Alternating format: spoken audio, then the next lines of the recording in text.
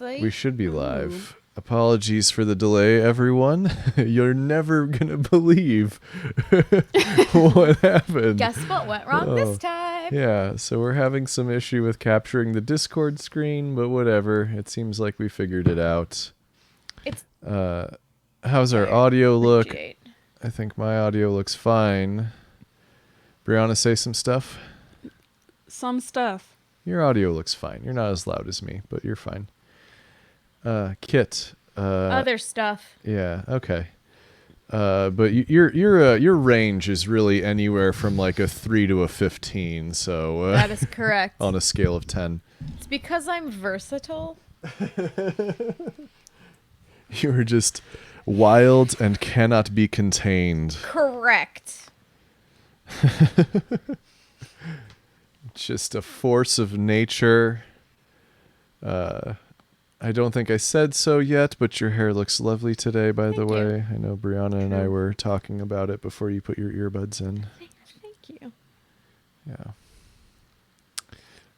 I did nothing to beautify myself. In fact, I might be slightly uglier today. Yikes. It can happen. It can happen? Yeah. That's crazy. Look, I can't get Unrelatable. uglier every day, Brianna. So just some days, it's sudden, okay? Do you bounce back from that, or does it like stack?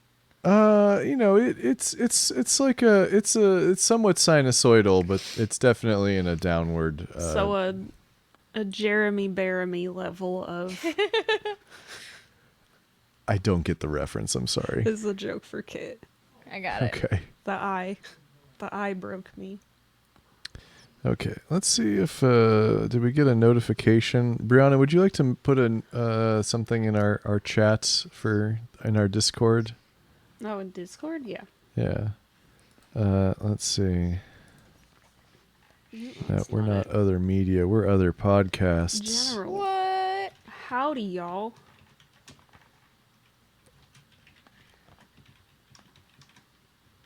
At everyone. Yeah, you heard me, Discord. Fucking everyone. We're reading Some short story. stories, ideally. I would say they're medium length stories.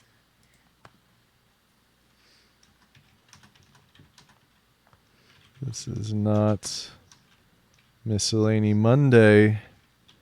If anything, this is Miscellany Black Friday. Well observed. You're about to mention 200 plus people. Are you sure? No, Fuck them. No. No. If they don't have their phones on silent while they're sleeping, Wow. at least Discord. There has never been a so Discord. Many people. There has never been a Discord message so important that you couldn't have your phone muted while you were sleeping. I'm just putting that out there. That's a lot of people. Where are all of these people that you were Where discussing? are these What is people? this Give that us you some were of doing? The those Kakos people. Discord for Steal those people and bring them you to know us. we got thank you for subscribing, good King Parker. Parker. I really appreciate that. Yeah, I just messaged all of the people who like my popular podcast. Rude. Did you see? I'm about to mention 30 plus people. Oh Damn. man. Damn dog. Mine was 200 plus people. Howdy y'all at everyone. /at y'all /at everyone. Oh, that link didn't work. I wish you could just at y'all. At That would y'all. be great. That would be really Yeah. great. That would be excellent.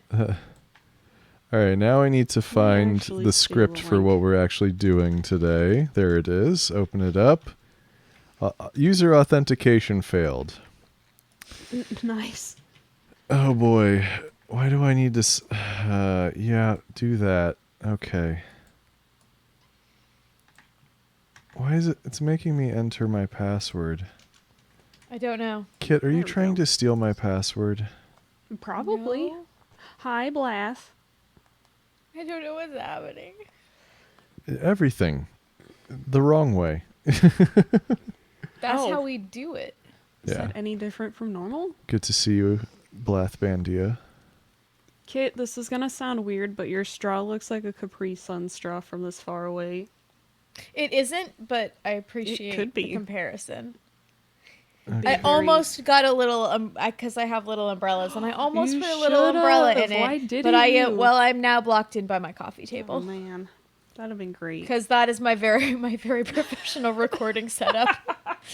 So I Happy sit on my late couch and I November. yank the coffee table all the way over to the couch, and now I cannot leave until we're done. It's great. I guess, That is pretty do I great. need to go into Google Drive for this? Why? Yes, you do. That is where the script is. Yeah, but okay. Yes, I know that trash has changed. It's fine. But No, they need to make sure Conrad, that you you know. Are need you to know aware? that you know. Trash has changed. Were you aware? What is the name of what Miscellany we're looking fact for and number what folder is it in? 7123. It's I Trash linked it. has It's linked changed. in the thing. It is a live stream. It is entitled Public Public Domain Domain Stream Stream November. November. It is in the scripts folder. It's in the scripts It's like folder. No Shave November, but different. Asterisk All Public possible Domain ways. Stream November. Wait, it's no shave? I thought there was another thing that people didn't do in November. No Shave November. NaNoWriMo. Yeah, that's Which, where again, you no writing Going November. perfectly successful. We Doing did great. do that.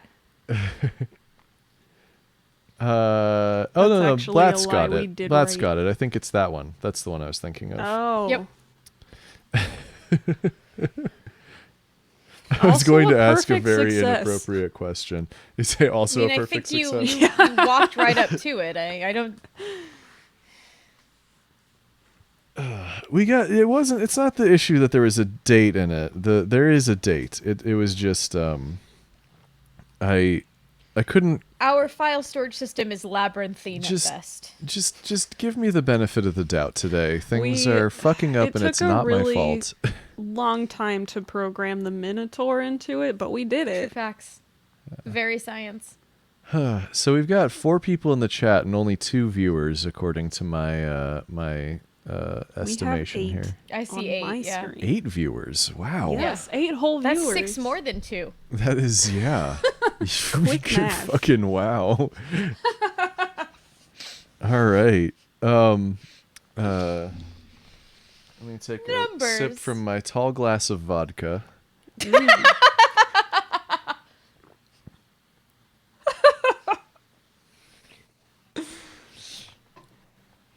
gonna put more drink in my drink. Yeah. I'm bummed. Tell me about your vodka experience just now, Conrad. How Oh, did it's that, it's it very looked like smooth. It went down smooth. Yeah, it's very smooth vodka. What brand are we Someone talking? explains to me that vodka is actually the diminutive of voda, which means that it's like saying like it's water or like it's like Yeah. little water or water that you're familiar Really? with. Whiskey means Oh my water God, too. That's amazing. Every language around the world had water and the good water. It's true. The one you actually want. It's pretty good. Hi There's Bardic. the stuff you gotta Hi. drink, and then there's the good stuff. There's Hi. the stuff you have to drink to be alive, and then there's the stuff you gotta drink to live. Cope with being. I was gonna say cope with being alive. Water plus Water plus. plus. Oh my god. I love a water plus. Yeah. Well, unfortunately, mine is just normal water tonight. It's okay. I know that you all feel terrible for me. No, but I'm it gonna just means that survive. Kit and I have to really carry our weight. Yeah. Because you know what it's like when I'm the sober one. But at least everyone else will be entertained, even if I Hooray. cannot keep things on track to save my life. If. Oh, that was fun. All right. I did enjoy that. Yeah, we should do a Lorgle Threk stream at some point. Okay. You Fuck the spent script. that Let's whole- just do you- that now. We could. All right, vote in the chat. Lorgothrek, yeah, sort of. Lorgolthric. Yeah. All right, we got to vote for demon celery. I think that's what that is. Thank you, the Dragon 99. That's the devil's lettuce, you idiot. Oh, okay. Oh, yeah, no. I mean, Demon celery would be a great Demon term, celery. though. I like that. Demon celery is my new favorite dark folk band. Yeah, I don't have any of that either. We supposedly legalized it in the States. I have not encountered it yet.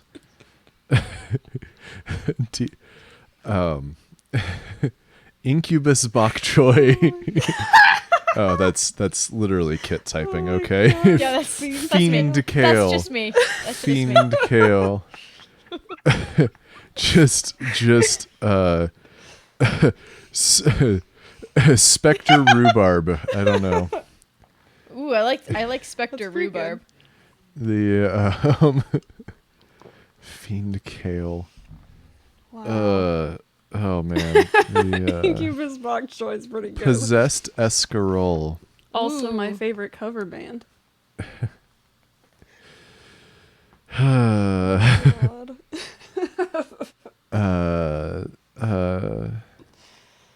Whew.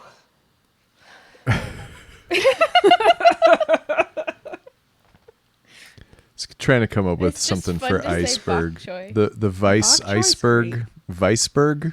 Weisberg is nice. Super vegetable man. Yeah. Yeah. So anyway, Hoo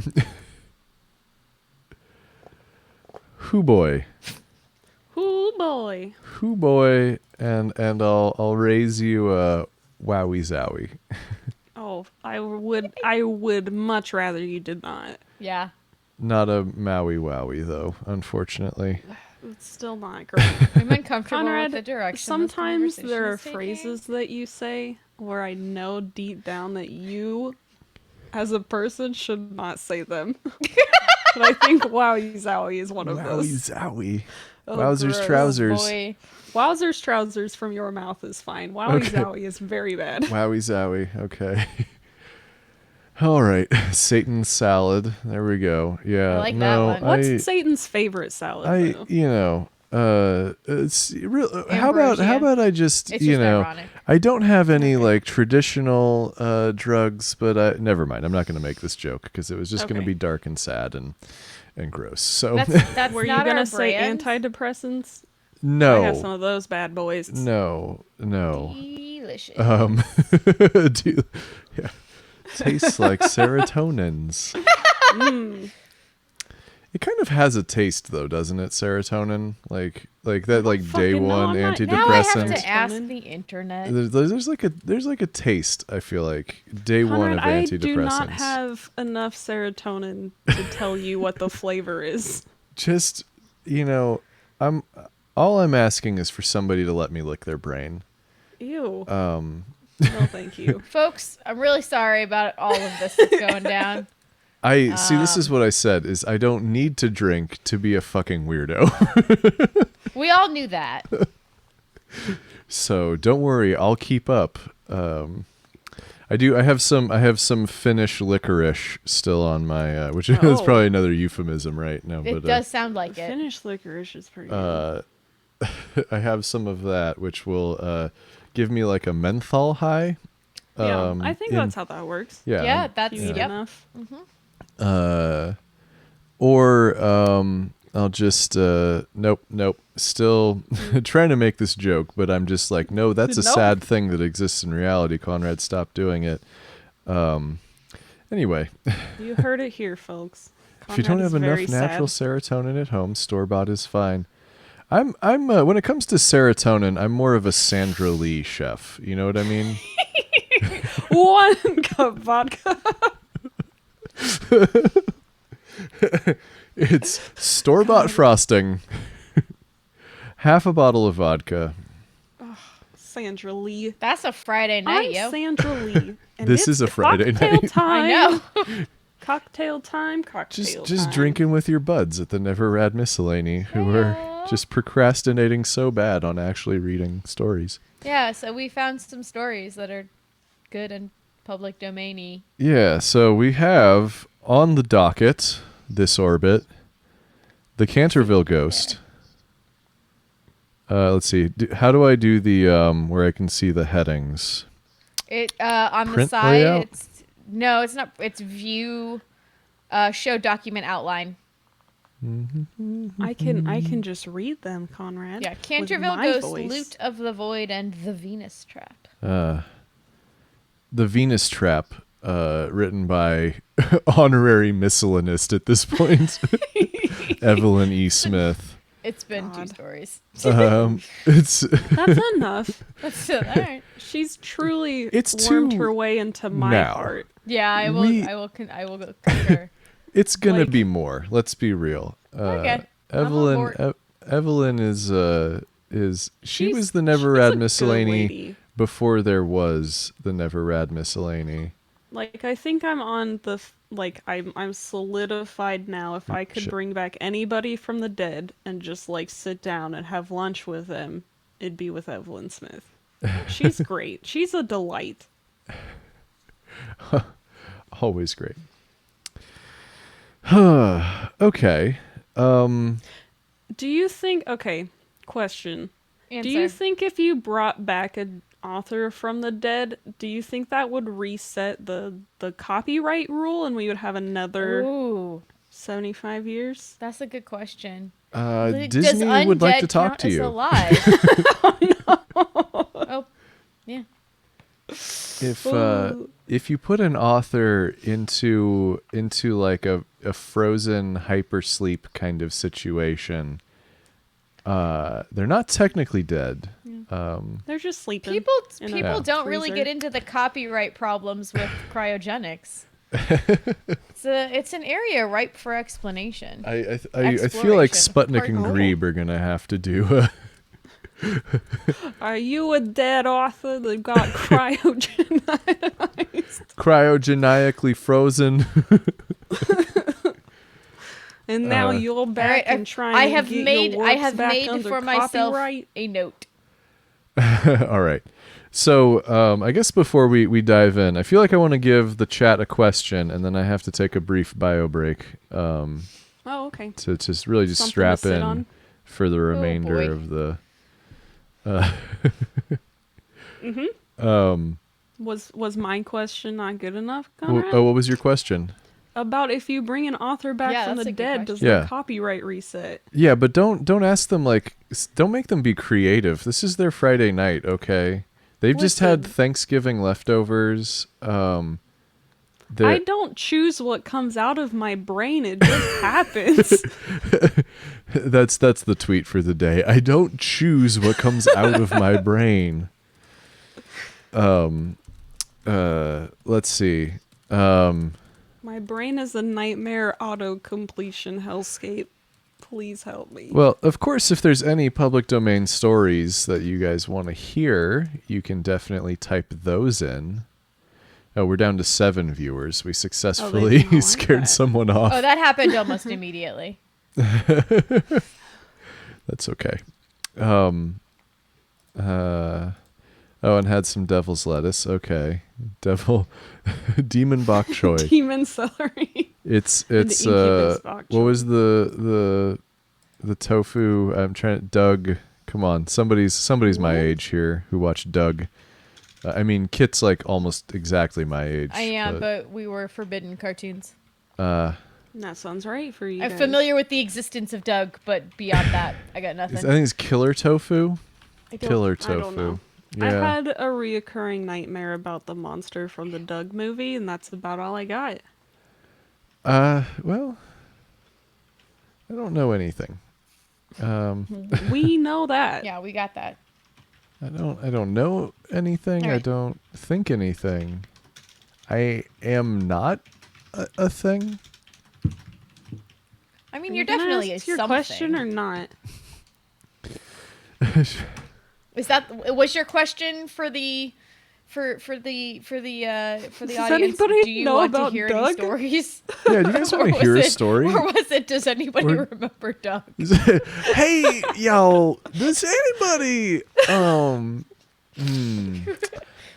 I was thinking. Who remembers Doug? I had a thought the other day, and I was just thinking, do any of y'all remember Doug? I don't know why. I feel bad. I feel bad when that I voice is coming from. Ever. I feel bad when I drop into an you gotta accent. lean into it because to- we are doing a story here. I feel With at least one person who's going to have a southerny voice, but I mean, it's not the time quite yet. I just Maybe y'all just start saying smart stuff in this voice and we'll Ooh, see I what like happens. Yeah, Just turn that's it it. around. Okay, so I will be right back. Kit and Brianna, do something entertaining. No. We're going to do something awesome, but we're going to wait till you've totally left first. Yeah, you're still in the frame. You're still in What frame. what if I just put the microphone away and then just sat completely still for like 3 minutes and then just put the microphone back and went, okay, I'm back. What's up? We would be no weird. longer have... I would be extremely worried about your bathroom activities if that were the case. No. Get the fuck out of here. No.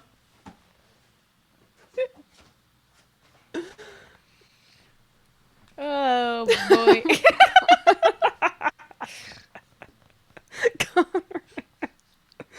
Oh no. Oh, boy. I'm worried about that dude. Get out of here.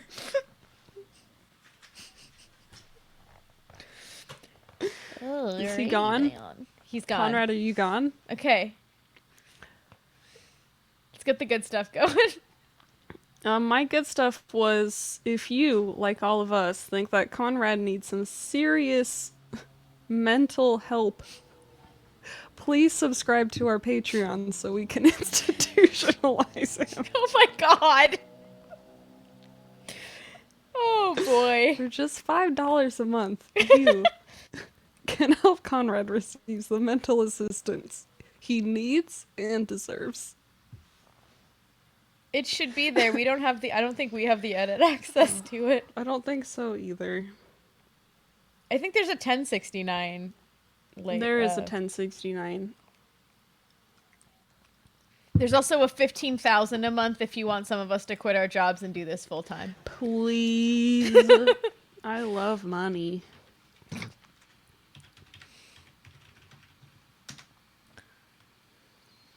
Just putting it out there in case anybody knows somebody who's got extra, a little extra change laying around. Yeah. Just like a little bit though. Like a little If bit. any of you are secretly Jeff Bezos. Jeff Bezos doesn't support small business. Get out of here. But Jeff. He's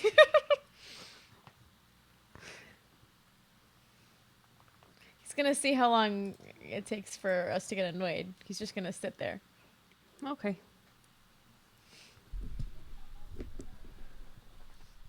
And I I'm think back. you have a fundamental welcome. misunderstanding of how breakfast works.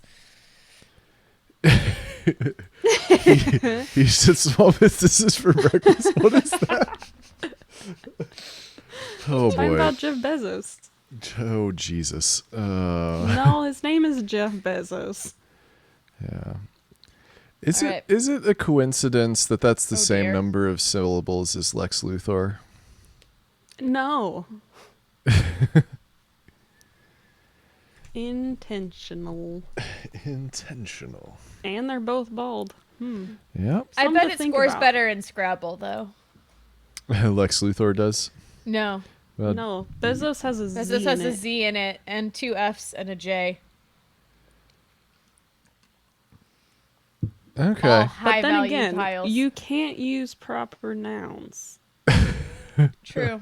So actually worth 0 points. Welcome to our Scrabble podcast. All right. Conrad, can we have a Scrabble podcast? Oh my god, I would love that. Well, the patron saint of miscellanies, Evelyn E. Smith, was a crossword writer. That is true. We did It like is we true. learned that after the last time we did a thing. Did you guys? Did any of you get the enormous crossword puzzle in the newspaper?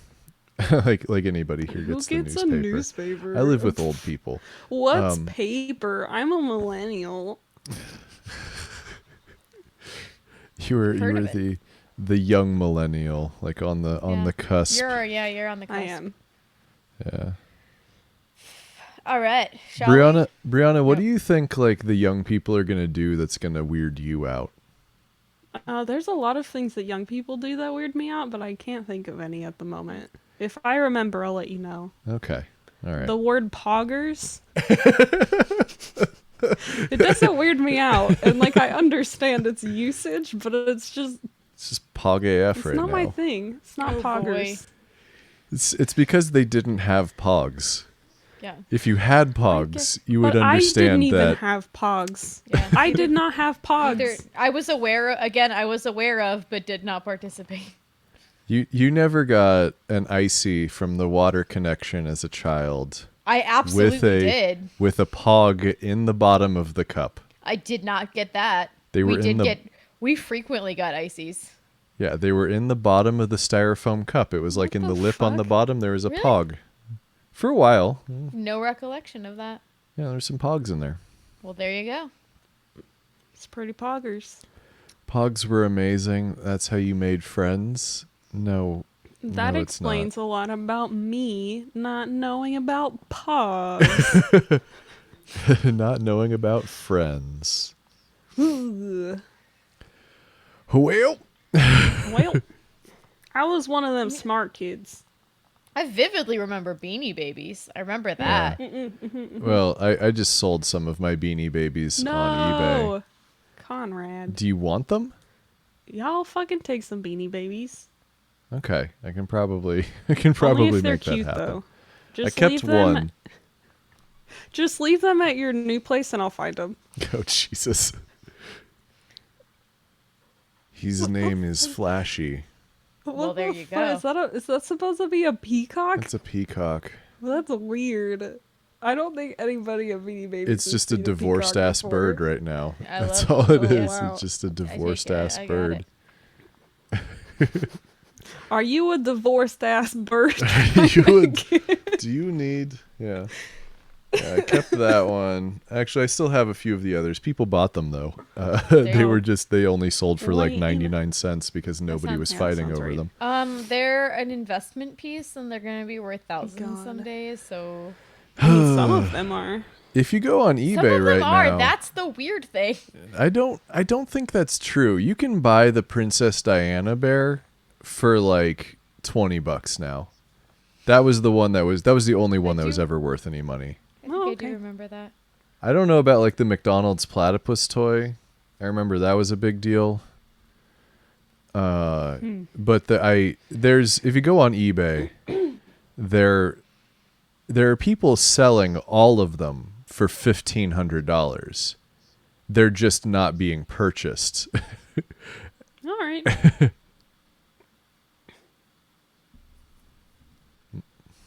Hair in my mouth. Gross.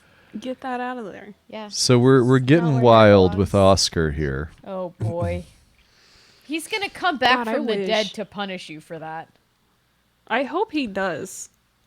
Tell him I would like his autograph. And then the please. copyright's gonna get renewed. the We can't copyright. read these anymore. The copyright.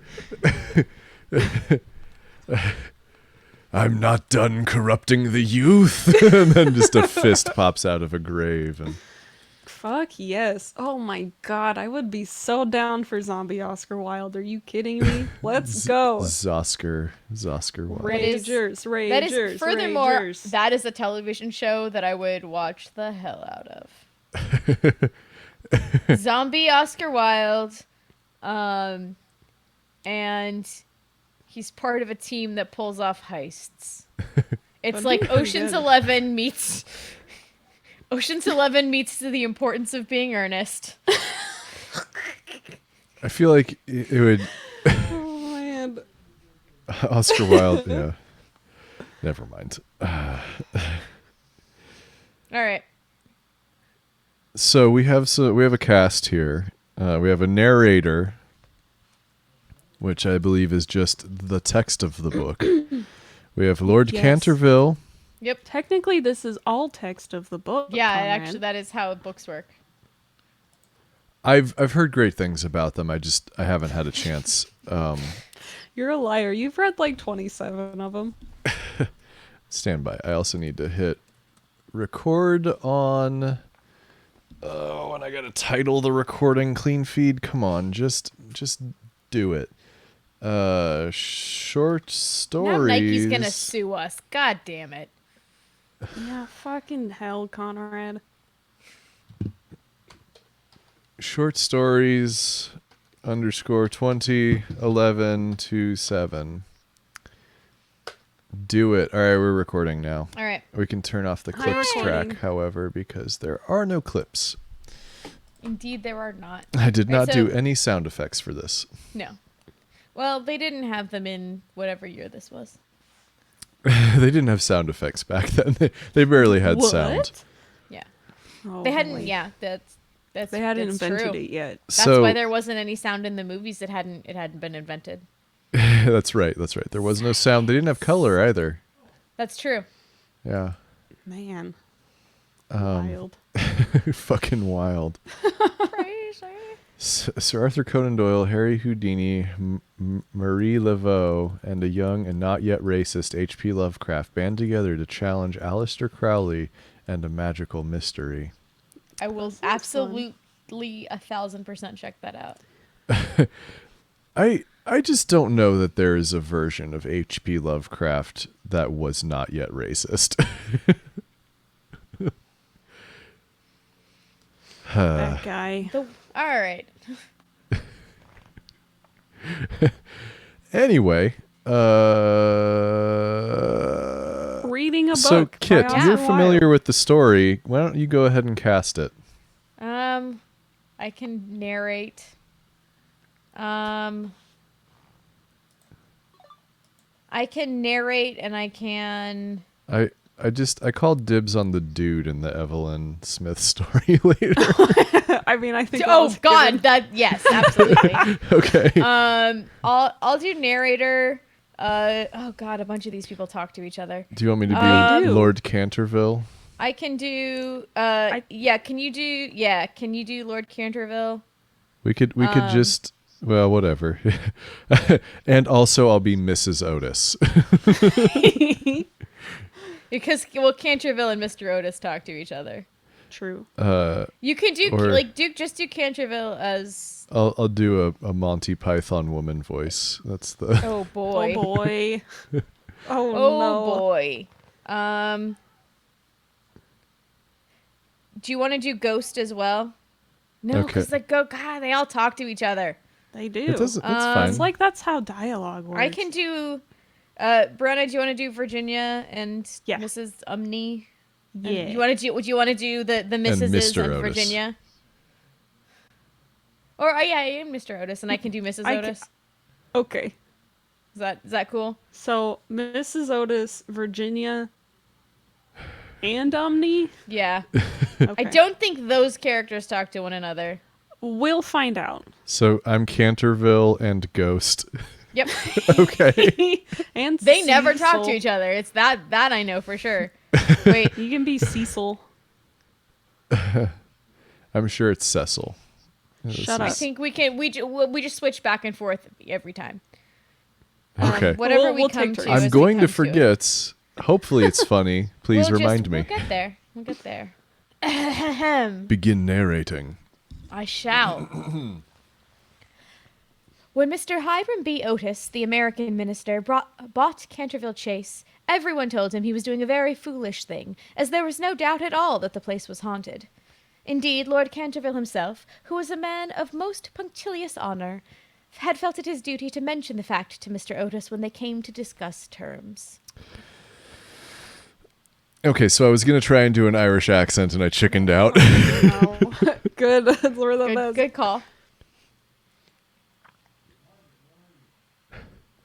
We have not cared to live in the place ourselves since my grandaunt, the Dowager Duchess of Bolton, was frightened into a fit from which she never really recovered by two skeleton hands being placed on her shoulders as she was dressing for dinner, and I feel bound to tell you, Mr. Otis, that the ghost has been seen by several living members of my family, as well as by the rector of the parish, the Reverend Augustus Dampier, who is a fellow of King's College, Cambridge. After the unfortunate accident to the Duchess, none of our younger servants would stay with us, and Lady Canterville often got very little sleep at night, in consequence of the mysterious noises that came from the corridor and the library. My lord, I will take the furniture and the ghost at a valuation. I have come from a modern country where we have everything that money can buy, and with all our spry young fellows painting the old world red and carrying off your best actors and prima donnas, I reckon that if there were such a thing as a ghost in Europe, we'd have it at home in a very short time in one of our public museums or on the road as a show. I think you got to do a bit more old-timey showbiz, man. I don't know. I'm gonna do my voice, My lord, sir. I will take that furniture and a ghost at See, evaluation. I thought about it, but I thought that was too American. Too So I'm just American. being pretentious. And apparently I'm very old world Indeed. and from an unmodern country.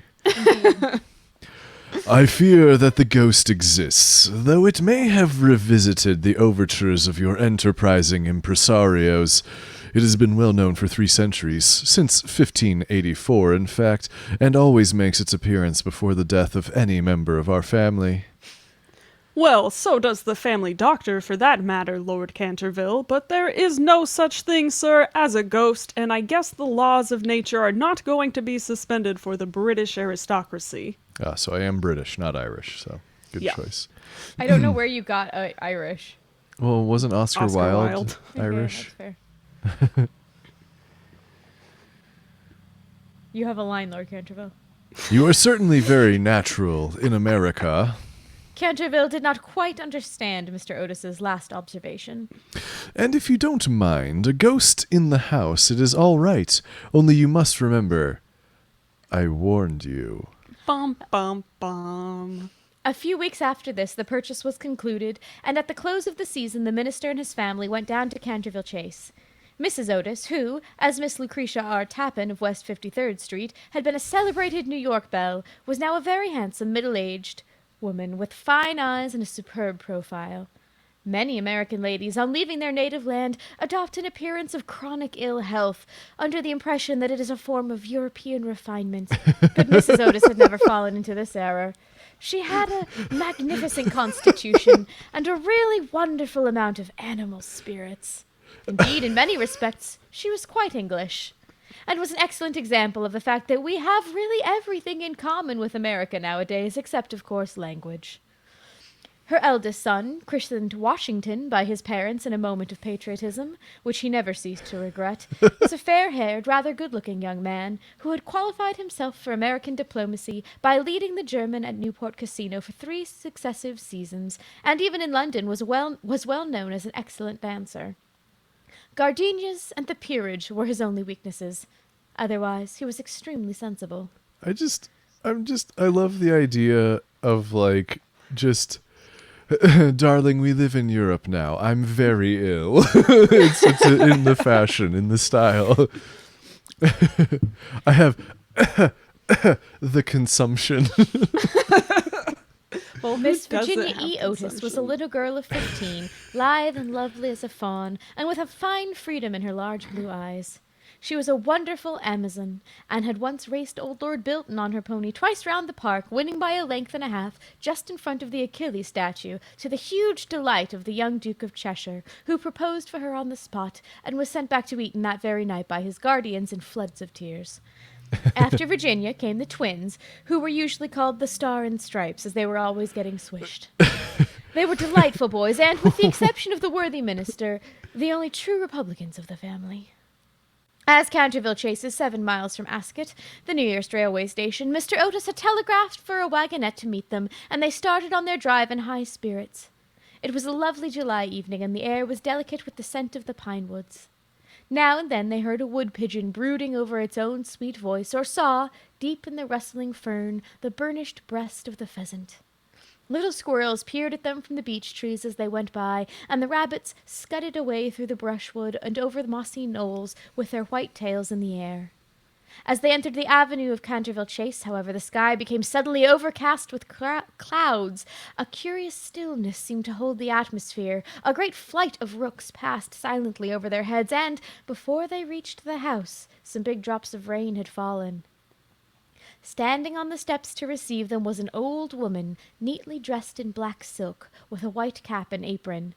This was Mrs. Umney, the housekeeper, whom Mrs. Otis, at Lady Canterville's earnest request, had consented to keep in her former position. She made them each a low curtsy as they alighted, and said, in a quaint, old-fashioned manner, I bid you welcome to Canterville Chase. That's the voice I was going to do. I'm interested in the fact that you think that that's Irish. It was not Irish. I was just going for old lady. Because it was not. It was not. Following her, they passed through the fine Tudor hall into the library, a long, low room panelled in black oak, at the end of which was a large stained glass window. Here they found tea laid out for them, and, after taking off their wraps, they sat down and began to look around while Mrs. Umney waited on them. Suddenly, Mrs. Otis caught sight of a dull red stain on the floor just by the fireplace, and, quite unconscious of what it really signified, said to Mrs. Umney, I'm afraid something has been spilt there. Yes, madam, blood has been spilt on that spot. How horrid! I don't care at all for bloodstains in the sitting room. It must be removed at once. The old woman smiled and answered in the same low, mysterious voice. It was the worst voice for the... That low, mysterious more, voice. okay? Come on, let's hear that low, mysterious voice. It is the blood of Lady Eleanor de Canterville who was murdered on that very spot by her own husband, Sir Simon de Canterville, in 1575. Sir Simon survived her 9 years and disappeared suddenly under very mysterious circumstances. His body has never been discovered, but his guilty spirit still haunts the chase. The bloodstain has been much admired by tourists and others and cannot be removed. Oh, so Washington. Is this a little boy? Yep. That is the son. That is all nonsense. Washington Otis cried. Pinkerton's champion stain remover and Paragon detergent will clean it up in no time. And before the terrified housekeeper could interfere, he had fallen upon his knees and was rapidly scouring the floor with a small stick of what looked like a black cosmetic. In a few moments, no trace of the bloodstain could be seen. I knew Pinkerton would do it. You're going to regret that choice. He looked round triumphantly at his admiring family, but no sooner had he said these words than a terrible flash of lightning lit up the somber room. A fearful peal of thunder made them all start to their feet, and Mrs. Umney fainted. What a monstrous climate! The American minister lit a long cheroot. I guess the old country is so overpopulated that they have not enough decent weather for everybody. I have always been of opinion that emigration is the only thing for England. My dear Hiram, what can we do with a woman who faints?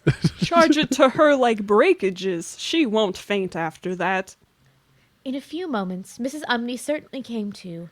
There was no doubt, however, that she was extremely upset, and she sternly warned Mr. Otis to beware of some trouble coming to the house.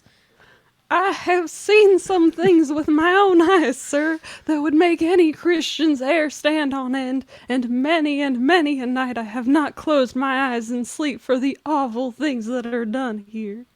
Mr. Otis, however, and his wife warmly assured the honest soul that they were not afraid of ghosts, and, after invoking the blessings of Providence on her new master and mistress, and making arrangements for an increase of salary, the old housekeeper tottered off to her own room.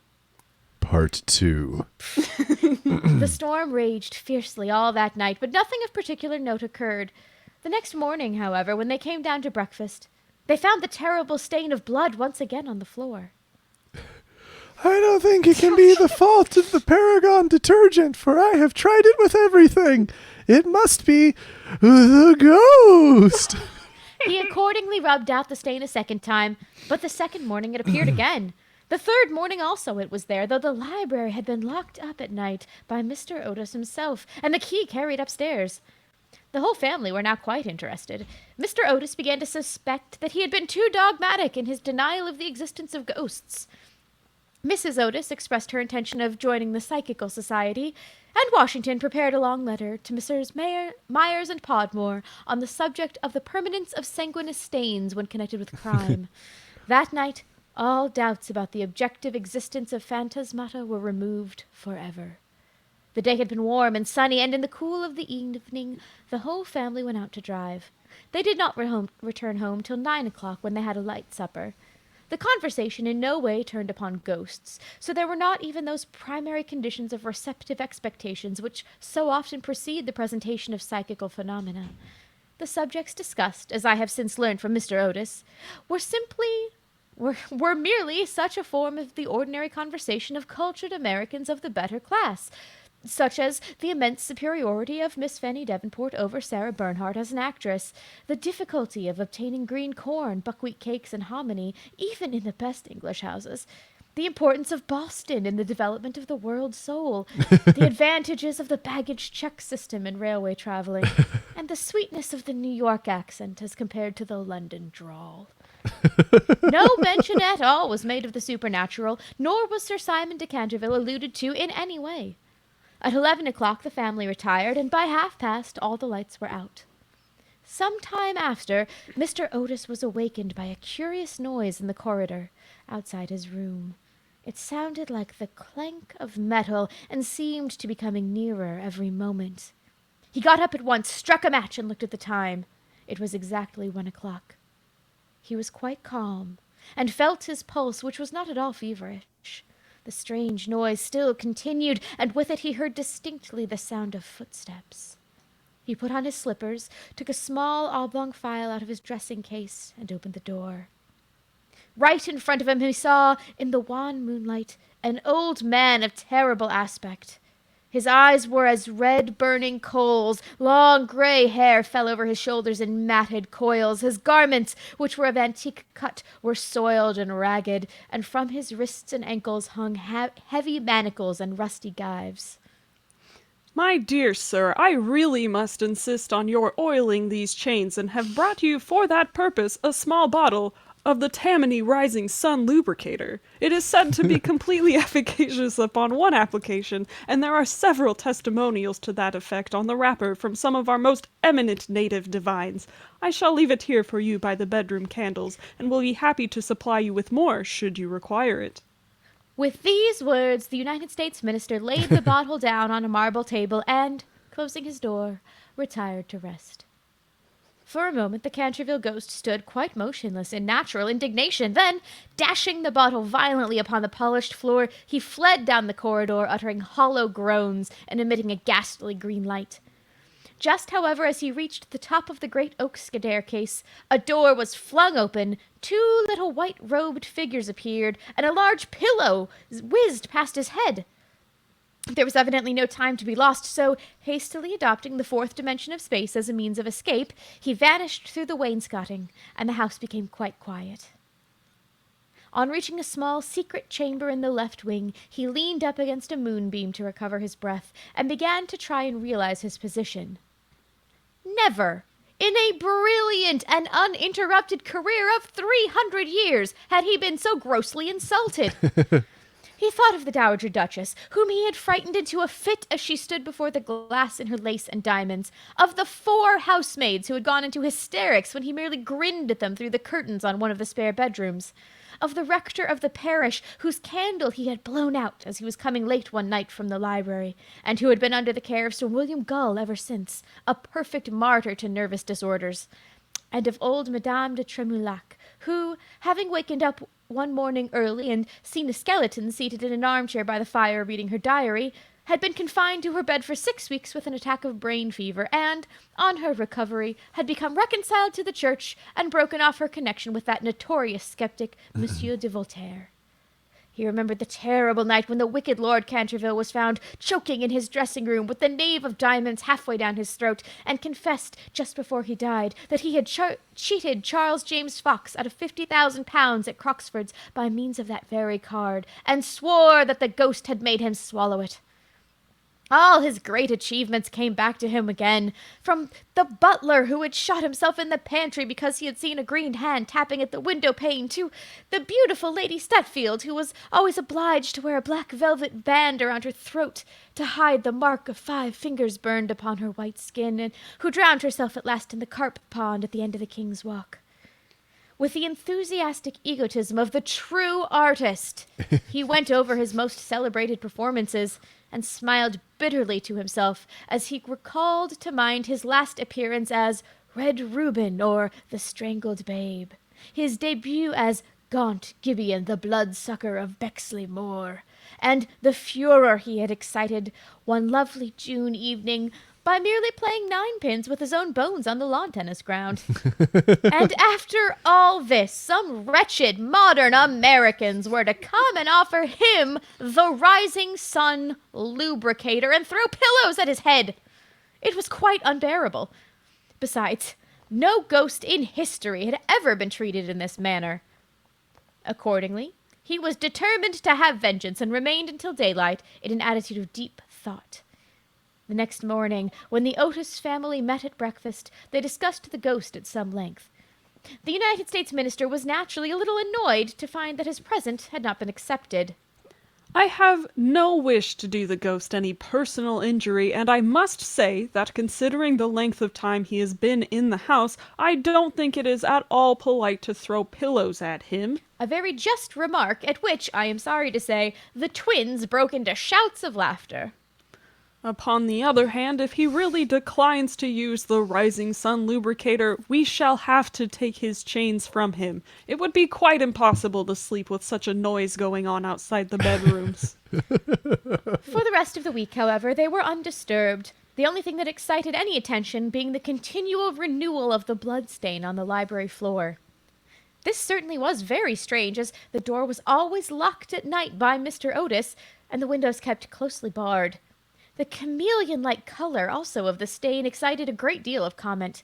Some mornings it was a dull, almost Indian red, then it would be vermilion, then a rich purple, and once when they came down for family prayers, according to the simple rites of the Free American Reformed Episcopalian Church, they found it a bright emerald green. These kaleidoscopic changes naturally amused the party very much, and bets on the subject were freely made every evening. The only person who did not enter into the joke was little Virginia, who, for some unexplained reason, was always a good deal distressed at the sight of the blood stain, and very nearly cried the morning it was emerald green. The second appearance of the ghost was on Sunday night. Shortly after they had gone to bed, they were suddenly alarmed by a fearful crash in the hall. Rushing downstairs, they found that a large suit of old armor had become detached from its stand and had fallen on the stone floor, while seated in a high-backed chair was the Canterville ghost, rubbing his knees with an expression of acute agony on his face. The twins, having brought their pea-shooters with them, at once discharged 2 pellets at him with the accuracy of aim which can only be attained by long and careful practice on a writing master, while the United States minister covered him with his revolver and called upon him, in accordance with Californian etiquette, to hold up his hands. The ghost started up with a wild shriek of rage and swept through them like a mist, extinguishing Washington Otis's candle as he passed, and so leaving them all in total darkness. On reaching the top of the staircase, he recovered himself, and determined to give his celebrated peal of demoniac laughter. This he had on more than one occasion found extremely useful. It was said to have turned Lord Raker's wig grey in a single night, and had certainly made 3 of Lady Canterville's French governesses give warning before their month was up.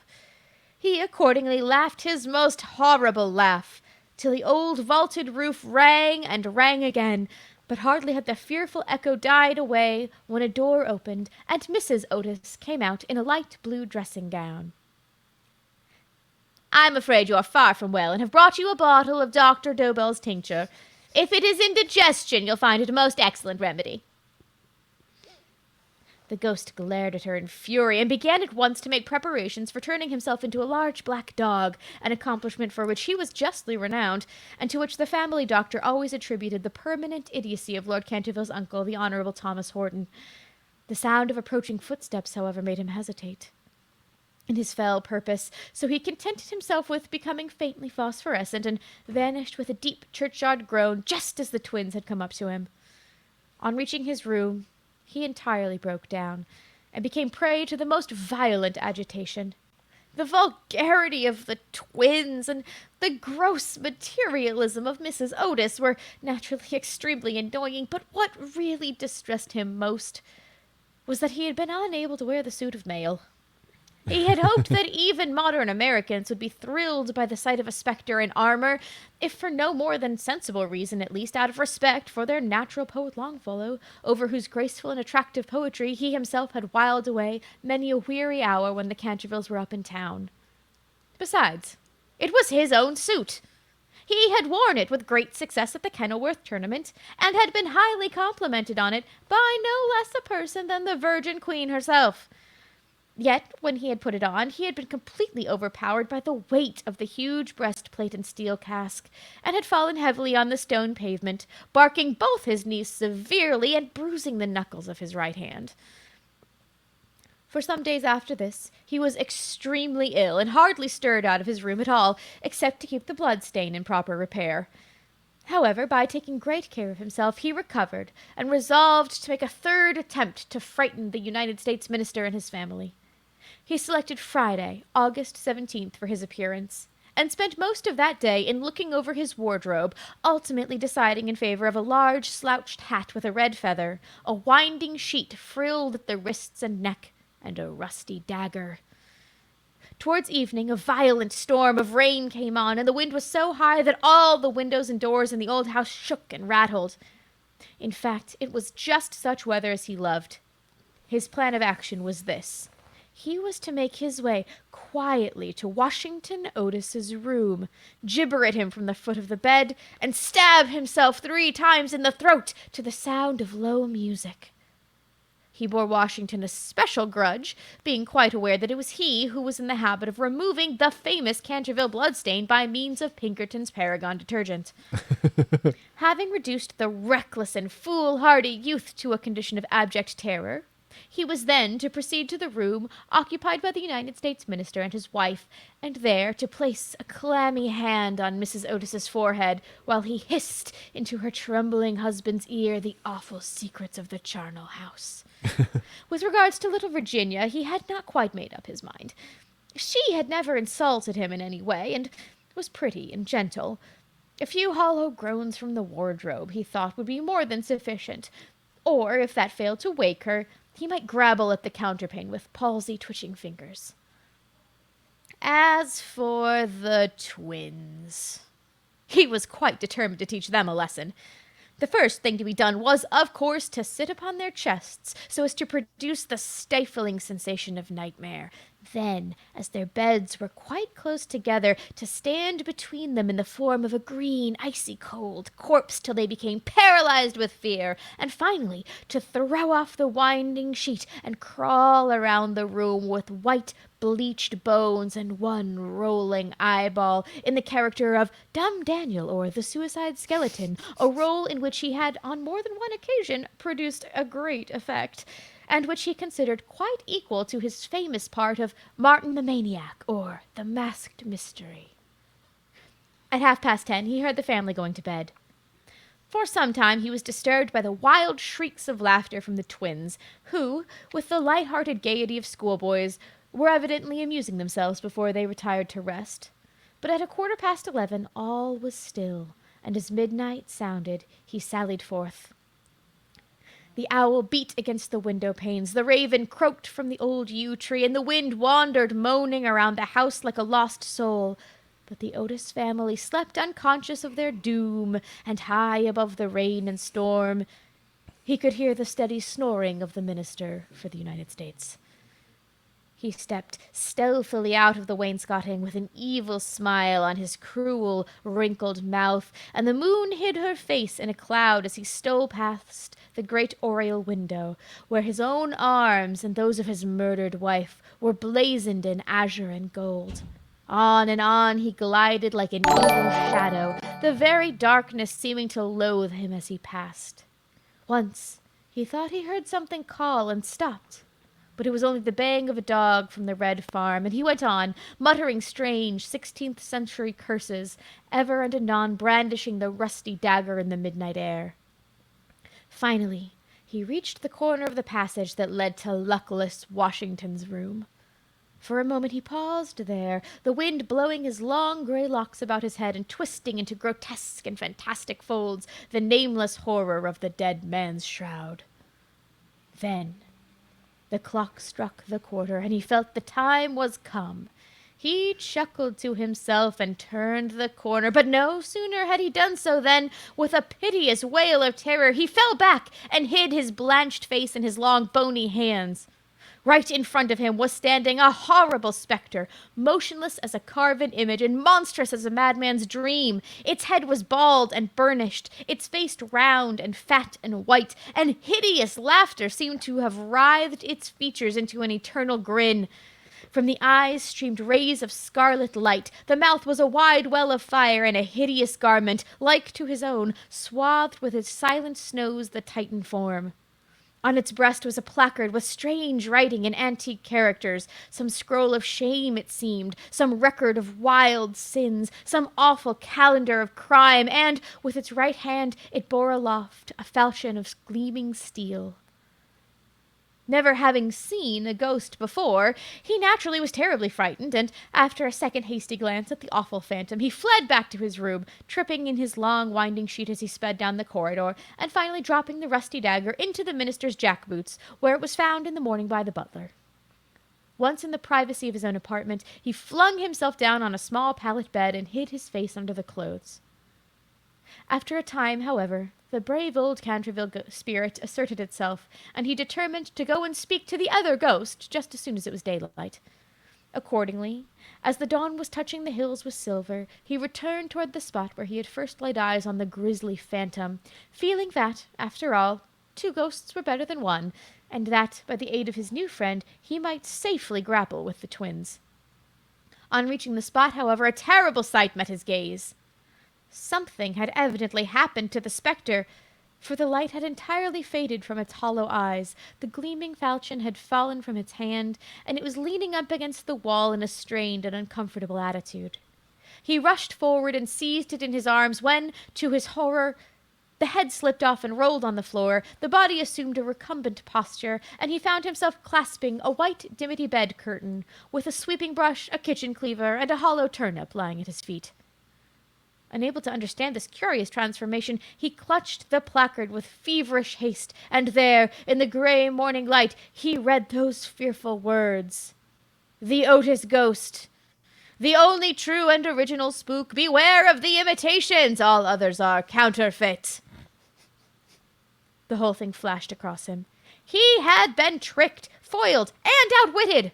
The old Canterville look came into his eyes. He ground his toothless gums together and, raising his withered hands high above his head, swore, according to the picturesque phraseology of the ancient school, that, when Chanticleer had sounded twice his merry horn, deeds of blood would be wrought, and murder would walk abroad with silent feet. Hardly had he finished this awful oath when, from the red-tiled roof of a distant homestead, a cock crew. He laughed with a long, low, bitter laugh and waited. Hour after hour he waited, but the cock, for some strange reason, did not crow again. Finally, at 7:30, the arrival of the housemaids made him give up his fearful vigil, and he stalked back to his room, thinking of his vain oath and baffled purpose. There he consulted several books of ancient chivalry, of which he was exceedingly fond, and found that, on every occasion on which this oath had been used, Chanticleer had always crowed a second time. Ghost. Perdition seize the naughty fowl. I have seen the day when, with my stout spear, I would have run him through the gorge and made him crow for me, and 'twere in death. He then retired to a comfortable lead coffin and stayed there till morning. Part The 4. next day, the ghost was very weak and The next day, the ghost was very weak and tired. The terrible excitement of the last 4 weeks was beginning to have its effect. His nerves were completely shattered, and he started at the slightest noise. For Conrad, 5 it is days, he you. kept his room and at last made up his mind to give up the point of the bloodstain on the library floor. If the Otis family did not want it, they clearly did not deserve it. They were evidently people on a low, material plane of existence, and quite incapable of appreciating the symbolic value of sensuous phenomena. The question of phantasmic apparitions and the development of astral bodies was, of course, quite a different matter and not really under his control. It was his solemn duty to appear in the corridor once a week and to gibber from the large oriel window on the first and third Wednesdays in every month, and he did not see how he could honorably escape from his obligations. It is quite true that his life had been very evil, but on the other hand, he was most conscientious in all things connected with the supernatural. For the next 3 Saturdays, accordingly, he traversed the corridor as usual between midnight and 3 o'clock, taking every possible precaution against being either heard or seen. He removed his boots, trod as lightly as possible on the old worm-eaten boards, wore a large black velvet cloak, and was careful to use the Rising Sun lubricator for oiling his chains. I am bound to acknowledge that it was with a good deal of difficulty that he brought himself to adopt this last mode of protection. However, one night, while the family were at dinner, he slipped into Mr. Otis's bedroom and carried off the bottle. He felt a little humiliated at first, but afterwards was sensible enough to see that there was a great deal to be said for the invention, and to a certain degree it served its purpose. Still, in spite of everything, he was not left unmolested. Strings were continually being stretched across the corridor over which he tripped in the dark, and, on one occasion, while dressed for the part of Black Isaac or the Huntsman of Hogley Woods, he met with a severe fall through treading on a butter slide which the twins had constructed from the entrance of the tapestry chamber to the top of the oak staircase. This last insult so enraged him that he resolved to make one final effort to assert his dignity and social position, and determined to visit the insolent young Etonians in the night in his celebrated character of Reckless Rupert or the Headless Earl. He had not appeared in this disguise for more than 70 years. In fact, not since he had so frightened pretty Lady Barbara Modish by means of it, that she suddenly broke off her engagement with the present Lord Canterville's grandfather and ran away to Gretna Green with handsome Jack Castleton, declaring that nothing in the world would induce her to marry into a family that allowed such a horrible phantom to walk up and down the terrace at twilight. Poor Jack was afterwards shot in a duel by Lord Canterville on Wandsworth Common, and Lady Barbara died of a broken heart at Tunbridge Wells before the year was out, so in every way it had been a great success. It was, however, an extremely difficult make-up, if I may use such a theatrical expression, in connection with the greatest mysteries of the supernatural, or, to imply a more scientific term, the higher natural world. And it took him fully 3 hours to make his preparations. At last, everything was ready, and he was very pleased with his appearance. The big leather riding boots that went with the dress were just a little too large for him. Then he could only find one of the 2 horse pistols, but on the whole he was quite satisfied, and at 1:15 he glided out of the wainscoting and crept down the corridor. On reaching the room occupied by the twins, which I should mention was called the Blue Bedchamber on account of the color of its hangings, he found the door just ajar. Wishing to make an effective entrance, he flung it wide open when a heavy jug of water fell right down on him, wetting him to the skin and just missing his left shoulder by a couple of inches. At the same moment he heard stifled shrieks of laughter proceeding from the 4-post bed. The shock to his nervous system was so great that he fled back to his room as hard as he could go, and the next day he was laid up with a severe cold. The only thing that at all consoled him in the whole affair was the fact that he had not brought his head with him, for, had he done so, the consequences might have been very serious. He now gave up all hope of ever frightening this rude American family, and contented himself, as a rule, with creeping about the passages in list slippers, with a thick red muffler round his throat for fear of draughts, and a small arquebus, in case he should be attacked by the twins. The final blow he received occurred on the 19th of September. He had gone downstairs to the great entrance hall, feeling sure that there, at any rate, he would be quite unmolested, and was amusing himself by making satirical remarks on the large Saroni photographs of the United States minister and his wife, which had now taken the place of the Canterville family pictures. He was simply but neatly clad in a long shroud, spotted with churchyard mould, and had tied up his jaw with a strip of yellow linen, and carried a small lantern and a sexton's spade. In fact, he was dressed for the character of Jonas the Graveless, or the corpse snatcher of Chertsey Barn, one of his most remarkable impersonations, and one which the Cantervilles had every reason to remember, as it was the real origin of their quarrel with their neighbour, Lord Rufford. It was about 2:15 in the morning, and, as far as he could ascertain, no one was stirring. As he was strolling to the library, however, to see if there were any traces left of the blood-stain, suddenly there leaped out on him from a dark corner 2 figures who waved their arms wildly above their heads and shrieked out, "Boo!" in his ear. Seized with panic, which under the circumstances was only natural, he rushed for the staircase, but found Washington Otis waiting for him there with the big garden syringe, and being thus hemmed in by his enemies on every side, and driven almost to bay, he vanished into the great iron stove, which, fortunately for him, was not lit, and had to make his way home through the flues and chimneys, arriving at his own room in a terrible state of dirt, disorder, and despair. After this, he was not seen again on any nocturnal expedition. The twins lay in wait for him on several occasions, and strewed the passages with nutshells every night, to the great annoyance of their parents and the servants. But it was of no avail. It was quite evident that his feelings were so wounded that he would not appear. Mr. Otis consequently resumed his great work on the history of the Democratic party, on which he had been engaged for some years. Mrs. Otis organized a wonderful clam bake, which amazed the whole county. The boys took to lacrosse, euchre, poker, and other American national games, and Virginia rode about the lanes on her pony, accompanied by the young Duke of Cheshire, who had come to spend the last week of his holidays at Canterville Chase. It was generally assumed that the ghost had gone away, and, in fact, Mr. Otis wrote a letter to that effect to Lord Canterville, who, in reply, expressed his great pleasure at the news, and sent his best congratulations to the minister's worthy wife.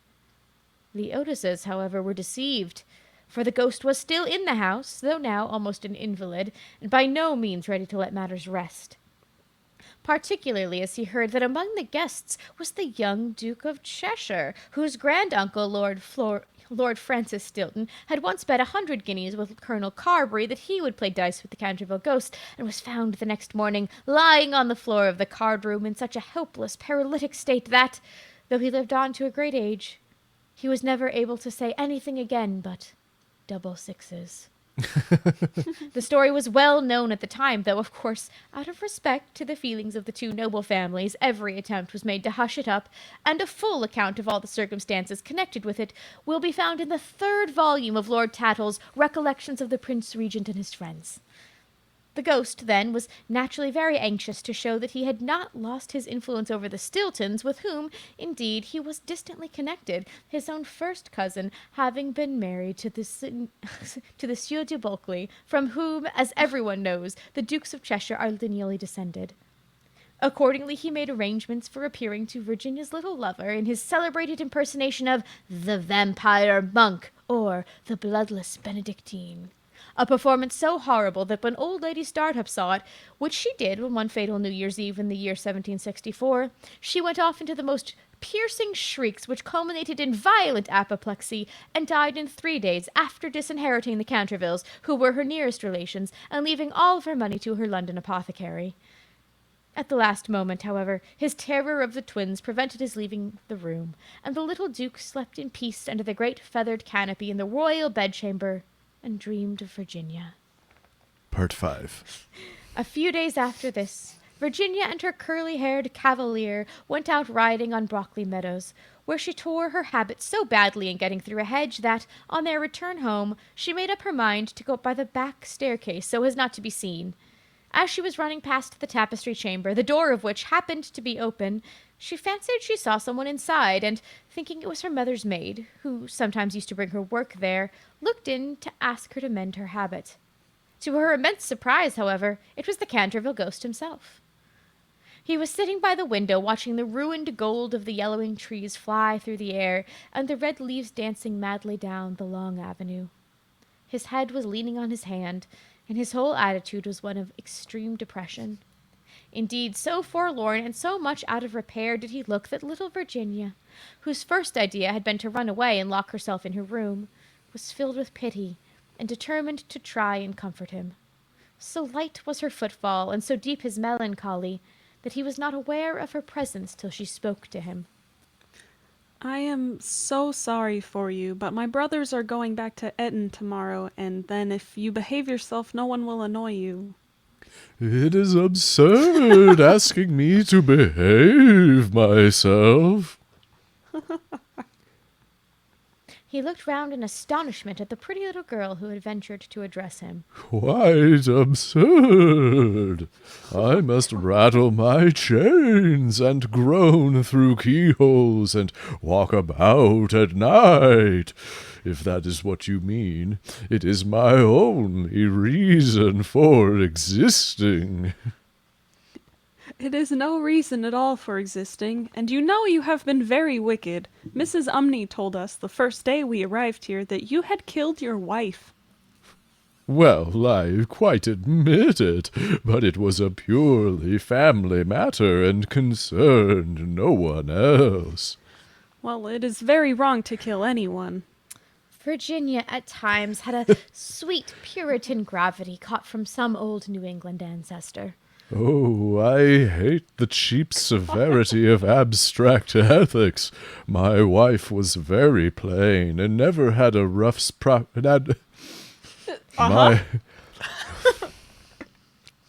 My wife was very plain, never had my ruffs properly starched, and knew nothing about cookery. While there was a buck I had shot in Hogley Woods, a magnificent pricket, and do you know how she had it sent to the table? However, it is no matter now, for it is all over.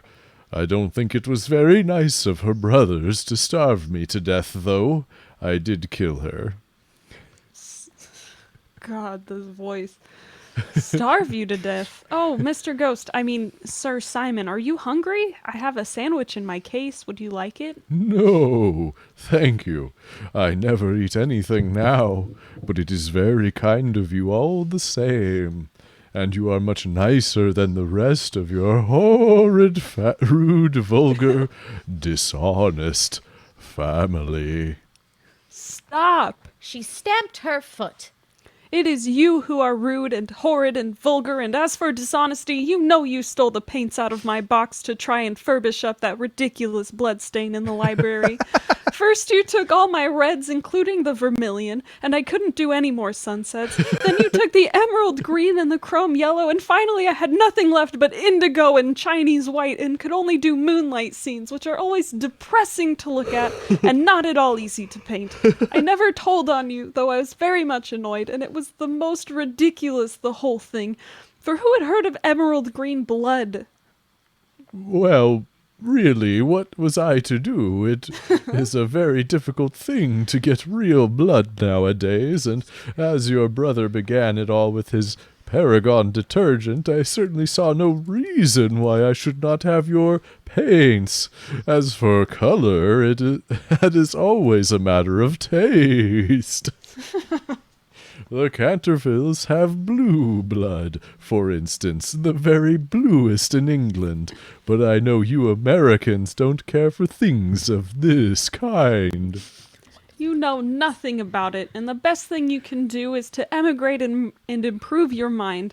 My father will only be too happy to give you a free passage, and though there is a heavy duty on spirits of every kind, there will be no difficulty about the custom house, as the officers are all Democrats. Once in New York, you are sure to be a great success. I know lots of people there who would give $100,000 to have a grandfather, and much more than that to have a family ghost. I don't think I should like America. I suppose because we have no ruins and no curiosities. No ruins, no curiosities. That's right. You have your navy and your manners. Good evening. I will go and ask Papa to get the twins an extra week's holiday. Please don't go, Miss Virginia. I am so lonely and so unhappy. I really don't know what to do. I want to go to sleep, and I cannot. That's quite absurd. You have merely to go to bed and blow out the candle. It is very difficult sometimes to keep awake, especially at church, but there is no difficulty at all about sleeping. Why, even babies know how to do that, and they are not very clever. I have not slept for 300 years. He spoke sadly, and Virginia's beautiful blue eyes opened in wonder. For 300 years I have not slept, and I am so tired. Virginia grew quite grave, and her little lips trembled like rose leaves. She came towards him, and, kneeling down at his side, looked up into his old withered face. Poor, poor ghost. Have you no place where you can sleep? Far away beyond the pine woods, there is a little garden. There the grass grows long and deep. There are the great white stars of the hemlock flower. There the nightingale sings all night long. All night long he sings, and the cold crystal moon looks down, and the yew tree spreads out its giant arms over the sleepers. Virginia's eyes grew dim with tears, and she hid her face in her hands. You mean the Garden of Death. Yes. Death. Look, I made a decision and I have to stick to it. You really don't, though. Death must be so You beautiful. sound like a fucking To goat. lie in the soft brown earth, with the grasses waving above one's head, and listen to silence, to have no yesterday, and no tomorrow, to forget time, to forget life, to be at peace. You can help me. You can open for me the portals of death's house, for love is always with you, and love is stronger than death is. Virginia trembled, a cold shudder ran through her, and for a few moments there was silence. She felt as if she were in a terrible dream. Then the ghost spoke again, and his voice sounded like the sighing of the wind.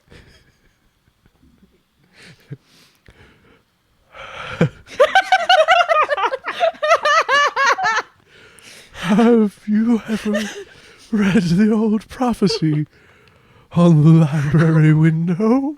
What the fuck happened to you?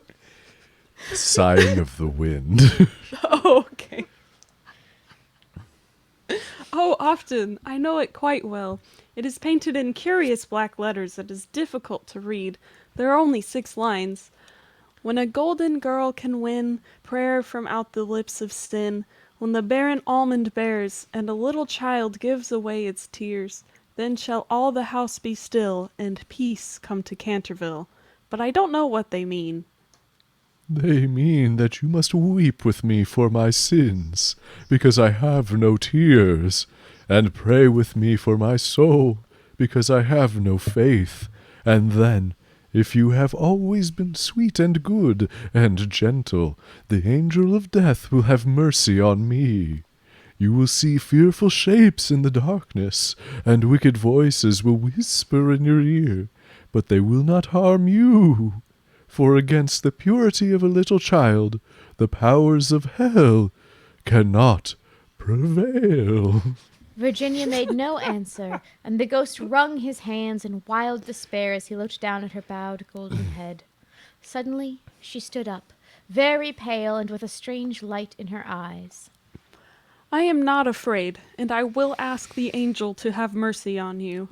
He rose from his seat with a faint cry of joy and, taking her hand, bent over it with old-fashioned grace and kissed it. His fingers were as cold as ice, and his lips burned like fire, but Virginia did not falter as he led her across the dusky room. On the faded green tapestry were broidered little huntsmen. They blew their tasseled horns, and with their tiny hands waved to her to go back. "Go back, little Virginia, go back!" But the ghost clutched her hand more tightly, and she shut her eyes against them. Horrible animals with lizard tails and goggle eyes blinked at her from the carven chimney-piece and murmured, "Beware, little Virginia, beware. We may never see you again." But the ghost glided on more swiftly, and Virginia did not listen. When they reached the end of the room, he stopped and muttered some words she could not understand. She opened her eyes and saw the wall slowly fading away like a mist, and a great black cavern in front of her. A bitter cold wind swept round them, and she felt something pulling at her dress. Quick, quick, or it will be too late. And in a moment the wainscoting had Getting closed worse. behind them, and the tapestry chamber was empty. About 10 minutes Part later, six. About 10 minutes later, the bell rang for tea, and as Virginia did not come down, Mrs. Otis sent up one of the footmen to tell her. After a little time, he returned and said that he could not find Miss Virginia anywhere. As she was in the habit of going out to the garden every evening to get flowers for the dinner table, Mrs. Otis was not at all alarmed at first, but when 6 o'clock struck and Virginia did not appear, she became really agitated and sent the boys out to look for her, while she herself and Mr. Otis searched every room in the house. At 6:30, the boys came back and said that they could find no trace of their sister anywhere. They were all now in the greatest state of excitement and did not know what to do when Mr. Otis suddenly remembered that, some few days before, he had given a band of gypsies permission to camp in the park. He accordingly at once set off for Blackfell Hollow, where he knew where they were, accompanied by his eldest son and 2 of the farm servants. The little Duke of Cheshire, who was perfectly frantic with anxiety, begged hard to be allowed to go too, but Mr. Otis would not allow him, as he was afraid there might be a scuffle. On arriving at the spot, however, he found that the gypsies had gone, and it was evident that their departure had been rather sudden, as the fire was still burning and some plates were lying on the grass. Having sent off Washington and the 2 men to scour the district, he ran home and dispatched telegrams to all the police inspectors in the country, telling them to look out for a little girl who had been kidnapped. He then ordered his horse to be brought round, and, after insisting on his wife and the 3 boys sitting down to dinner, rode off down the Ascot Road with a groom. He had hardly, however, gone a couple of miles when he heard somebody galloping after him, and, looking round, he saw the little Duke coming up on his pony with his face very flushed and no hat. "I'm awfully sorry, Mr. Otis, but I can't eat any dinner as long as Virginia is lost. Please don't be angry with me. If you had let us be engaged last year, there would never have been all this trouble. You won't send me back, will you? I can't go! I won't go!"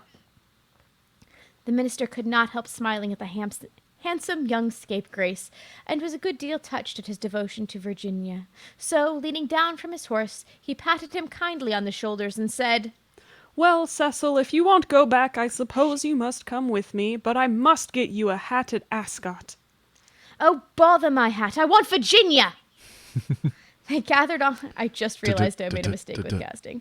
They galloped on to the railway station. There, Mr. Otis inquired of the station master if anyone answering to the description of Virginia had been seen on the platform, but could get no news of her. The station master, however, wired up and down the line and assured him that a strict watch would be kept for her, and, after having bought a hat for the little Duke from a linen draper who was just putting up his shutters, Mr. Otis rode off to Bexley, a village about 4 miles away, which he was told was a well-known haunt of the gypsies, as there was a large common next to it.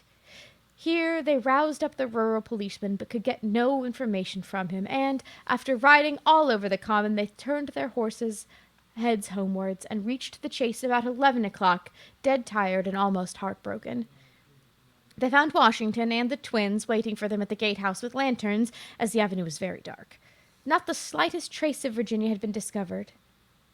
The gypsies had been caught on Broccoli Meadows, but she was not with them, and they had explained their sudden departure by saying that they had mistaken the date of the Chorton Fair and had gone off in a hurry for fear that they should be late. Indeed, they had been quite distressed at hearing of Virginia's disappearance, as they were very grateful to Mr. Otis for having allowed them to camp in his park, and 4 of their number had stayed behind to help in the search. The carp pond had been dragged, and the whole chase thoroughly gone over, but without any result.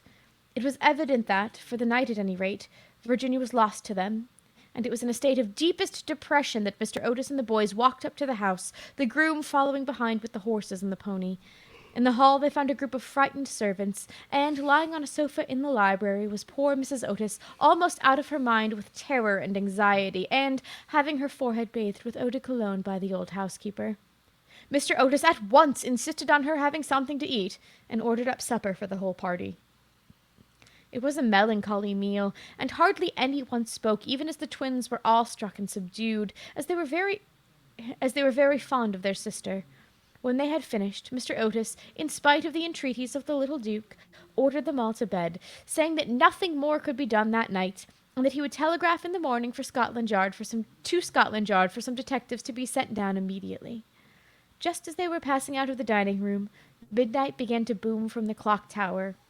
And when the last stroke sounded, they heard a crash and a sudden shrill cry. A dreadful peal of thunder shook the house. A strain of unearthly music floated through the air. A panel at the top of the staircase flew back with a loud noise, and out on the landing, looking very pale and white, with a little casket in her hand, stepped Virginia. In a moment they had all rushed up to her. Mrs. Otis clasped her passionately in her arms. The Duke smothered her with violent kisses, and the twins executed a wild war dance around the group. Good heavens, child, where have you been? He spoke rather angrily, thinking that she had been playing some foolish trick on them. Cecil and I have been riding all over the country looking for you, and your mother has been frightened to death. You must never play these practical jokes any more. Except on the ghost! Except on the ghost! The twins shrieked as they capered about. My own darling, thank God you are found. You must never leave my sight again. Mrs. Otis kissed the trembling child and smoothed the tangled gold of her hair. Papa, I have been with the ghost. He is dead, and you must come and see him. He had been very wicked, but he was really sorry for all that he had done, and he gave me this box of beautiful jewels before he died. The whole family gazed at her in mute amazement, but she was quite grave and serious, and, turning round, she led them through the opening in the wainscoting down a narrow secret corridor, Washington following with a lighted candle which he had caught up from the table. Finally they came to a great oak door studded with rusty nails. When Virginia touched it, it swung back on its heavy hinges, and they found themselves in a little low room with a vaulted ceiling and one tiny grated window. Embedded in the wall was a huge iron ring, and chained to it was a gaunt skeleton that was stretched out at full length on the stone floor, and seemed to be trying to grasp with its long, fleshless fingers an old-fashioned trencher and ewer that were placed just out of its reach. The jug had evidently once been filled with water, as it was covered inside with green mold. There was nothing on the trencher but a pile of dust. Virginia knelt down beside the skeleton and, folding her little hands together, began to pray silently while the rest of the party looked on in wonder at the terrible tragedy whose secret was now disclosed to them. "Hello!" One of the twins, who had been looking out of the window to try and discover what wing of the house the room was situated, suddenly exclaimed. "Hello! The old withered almond tree has blossomed. I can see the flowers quite plainly in the moonlight." God has forgiven him. She rose to her feet, and a beautiful light seemed to illumine her face. "What an angel you are!" The young Duke put his arm around her neck and kissed her. 4 days after these curious incidents, a funeral started from Canterville Chase at about 11 o'clock at night. The hearse was drawn by 8 black horses, each of which carried on its head a great tuft of nodding ostrich plumes, and the leaden coffin was covered by a rich purple pall on which was embroidered in gold the Canterville coat of arms. By the side of the hearse and the coaches walked the servants with lighted torches, and the whole procession was wonderfully impressive. Lord Canterville was the chief mourner, having come up specially from Wales to attend the funeral, and sat in the first carriage along with little Virginia. Then came the United States minister and his wife, then Washington and the 3 boys. and in the last carriage was Mrs. Umney. It was generally felt that, as she had been frightened by the ghost for more than 50 years of her life, she had a right to see the last of him. A deep grave had been dug in the corner of the churchyard just under the old yew tree, and the service was read in the most impressive manner by the Reverend Augustus Dampier. When the ceremony was over, the servants, according to an old custom observed in the Canterville family, extinguished their torches, and, as the coffin was being lowered into the grave, Virginia stepped forward and laid on it a large cross made of white and pink almond blossoms. As she did so, the moon came out from behind a cloud and flooded with its silent silver the little churchyard, and from a distant copse a nightingale began to sing. She thought of the ghost's description of the garden of death. Her eyes became dim with tears, and she hardly spoke a word during the drive home. The next morning, before Lord Canterville went up to town, Mr. Otis had an interview with him on the subject of the jewels the ghost had given to Virginia. They were perfectly magnificent, especially a certain ruby necklace with an old Venetian setting, which was really a superb specimen of 16th century work, and their value was so great that Mr. Otis felt considerable scruples about allowing his daughter to accept them. My lord, I know in this country more man is held to apply to trinkets as well as to land, and it is quite clear to me that these jewels are, or should be, heirlooms in your family. I must beg you accordingly to take them to London with you, and to regard them simply as a portion of your property which has been restored to you under certain strange conditions. As for my daughter, she is merely a child, and has as yet, I am glad to say, but little interest in such appurtenances of idle luxury.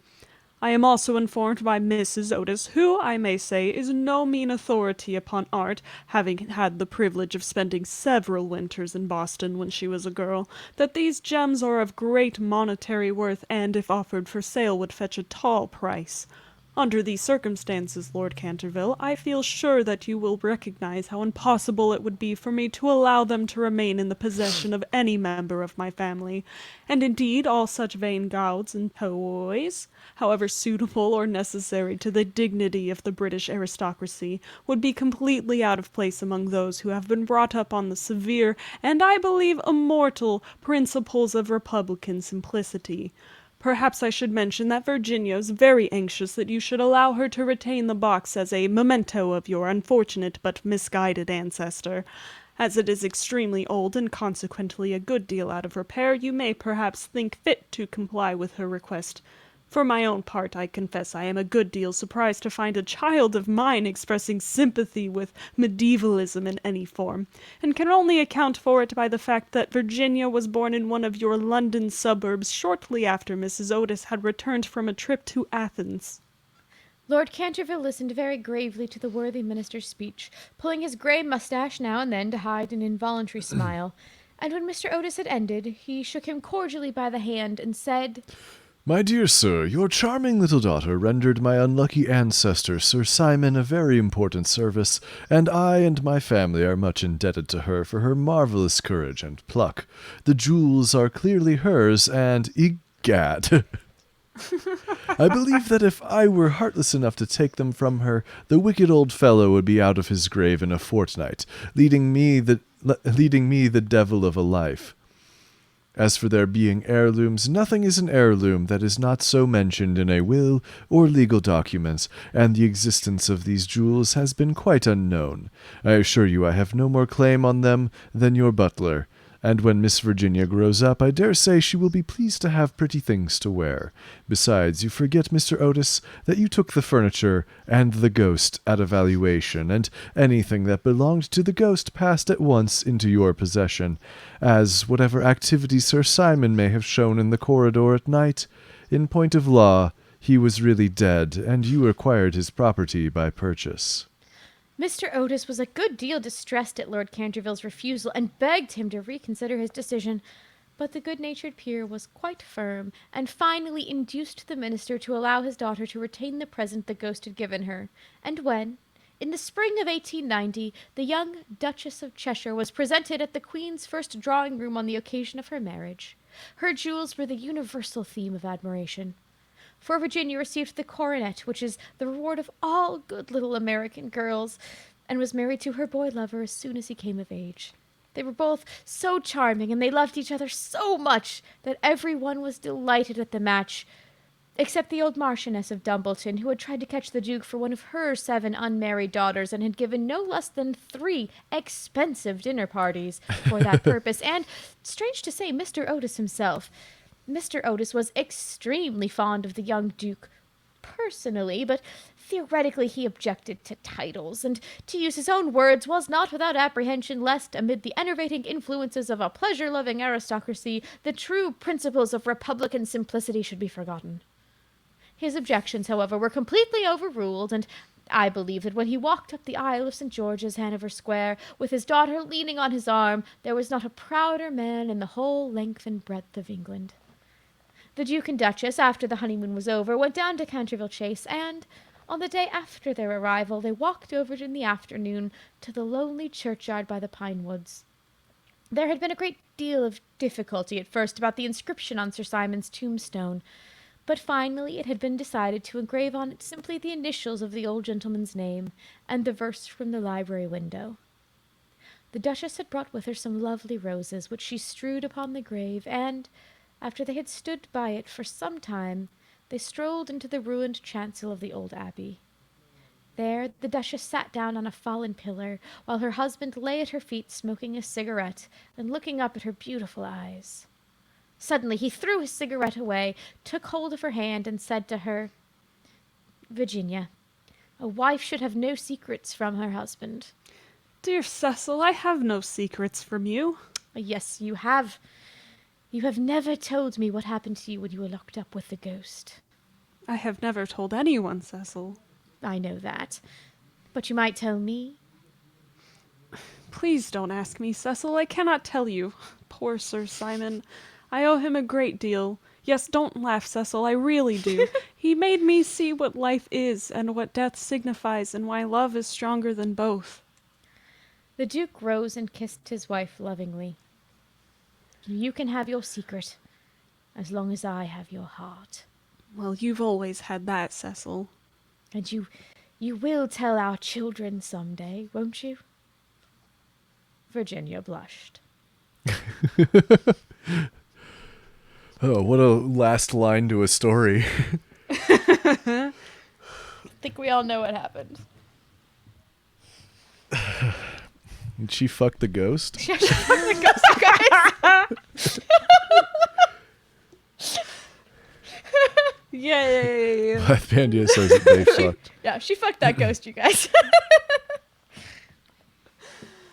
Yeah, Kit and I talked about this, because I had never read it, and she's like, you should read it, because I'm pretty sure she fucked the ghost. And I was like, I'll be the judge of that, and then I read it, it's like, yeah, no, Yeah, totally for sure.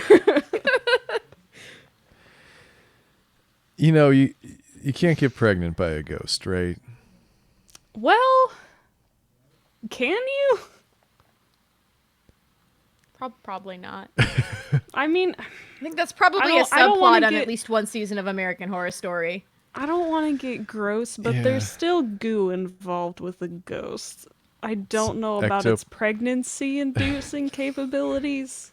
The ectogasm scale. Yeah.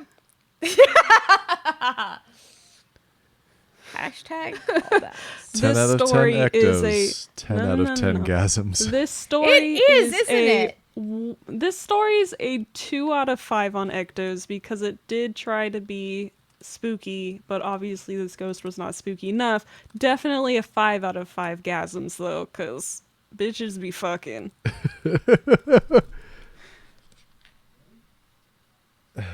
Yeah, I remember that. Oh boy. It took me a minute to remember. Nope, now I remember. American Horror Story gets away with so much shit, and I don't know how they do it. Because it's pulp. It's Yeah. just, yeah, well, it's something. Oh, that show. Oh yeah. So that's Oscar Wilde's story about fucking a ghost. Truly an icon and a legend. Indeed, indeed. I need a break before we do another story. Yeah, I need another beverage. Let's go one at a time, but quickly. I don't have to go anywhere. I just need a break Oh. from reading. Okay, cool. You're Okay, gonna hold that's down the fine. fort then while I Okay. go All get right, some chat. rice. All right, chat. You have to talk to. You guys have to talk to Conrad. Sorry. All right, No. chat. We're gonna talk about Kit and Brianna while they're gone. Yeah, No, praise I'm only, sitting here please. to talk to you, and then I'm gonna leave when Kit comes back. Oh, okay, fine. That's good. Then we're gonna talk about Kit Television? while she's It's gone. good podcasting. Yeah. I accept only praise. We'll take your earbuds out then. No, we're in general big fans of Kit. Kit's great. I We- love we Kit. I approve think of she's Kit. the only one of us who can do a passable Irish accent, and I respect the fuck out of that. I could. I gotta get a Do it running right now, start. I Conrad. gotta get a running start. Hold on. Let's get some You are narrator. just standing here. You are standing For at one the of her starting 7 line. unmarried daughters, and had given no less than 3 expensive dinner parties for that purpose. And strange to say, Mr. Otis himself. Mr. Otis was extremely fond of the young Duke personally, but theoretically he objected to titles, and, to use his own words, was not without apprehension lest, amid the enervating influences of a pleasure-loving aristocracy, the true principles of republican simplicity should be forgotten. This is in and out. Fuck you. I'm the perfect judge of Irish accents because I cannot do one. All right, But it's in Ireland my in the blood. chat. Where are you at? We have 8 viewers. I'm right here. I'm right Statistically, here. You're as Irish as I am. I'm like fucking 50%, dog. 50%? Yeah, I'm real Irish. I guess I'm like an 1/8. Yeah, that's what I fucking thought. No, I think I'm like 25% Hispanic, and then the other 75% is like English white people. Mostly Irish, though. That's why I like potatoes so much. I don't have enough mashed potatoes, Conrad. I'm so hungry. I had 2 normal servings over 2 days. I need more Potatoes? Yeah. potatoes. I is a didn't potato know holiday. Dick Van Dyke had a bad British accent, so please don't ask me for my... Oh, I see. Okay. Yeah, Dick Van Dyke. The Bleep Van Bleep Show. Oh no. I'm Somebody in said charge. that Dick Van Fear Dyke not, had like my a really public. good drag name for somebody who does not do drag. Oh, okay. Yeah, that's funny. Alright, I'm gonna go get my beverage. Yeah, I'm gonna keep drinking water Have because fun. Sorry. I'm boring and I'm not. lame. Oh, you got your umbrella. I'm so happy. I did, I got my umbrella. Yes. Kit, you were so off It mic. took the extra 15 seconds to get an umbrella. Oh, motherfucker. Okay. I mean, we can hear you. Go get hammered, Loopy. I wouldn't mind having a beverage. That This I would have be to the block- time to do it, but Some coffee, too. It's like how much my hair has just, like, fallen to sadness in the time that we've been here. I don't know why you're complaining about your hair. Just its lack of stamina. You still look good. Thank you. And no, I can't have a beverage. I'm sorry. Your hair needs cardio, bruh. No part of me needs cardio. Cardio sucks. Yeah. Gotta. Thank you.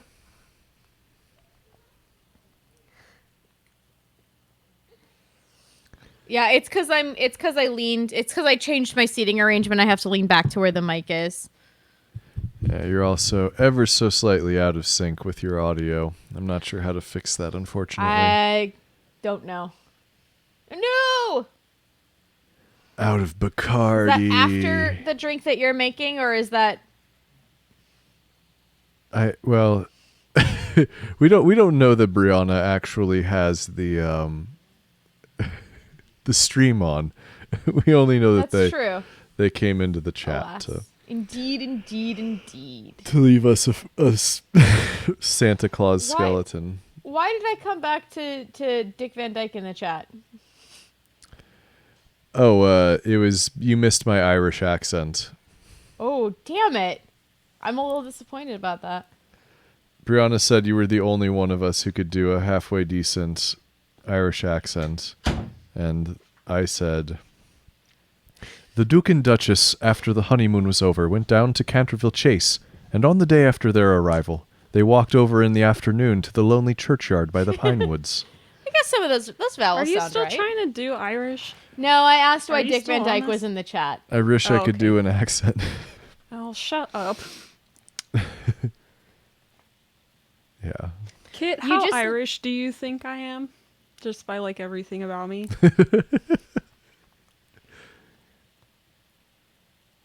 I mean, I would say a double-digit percentage.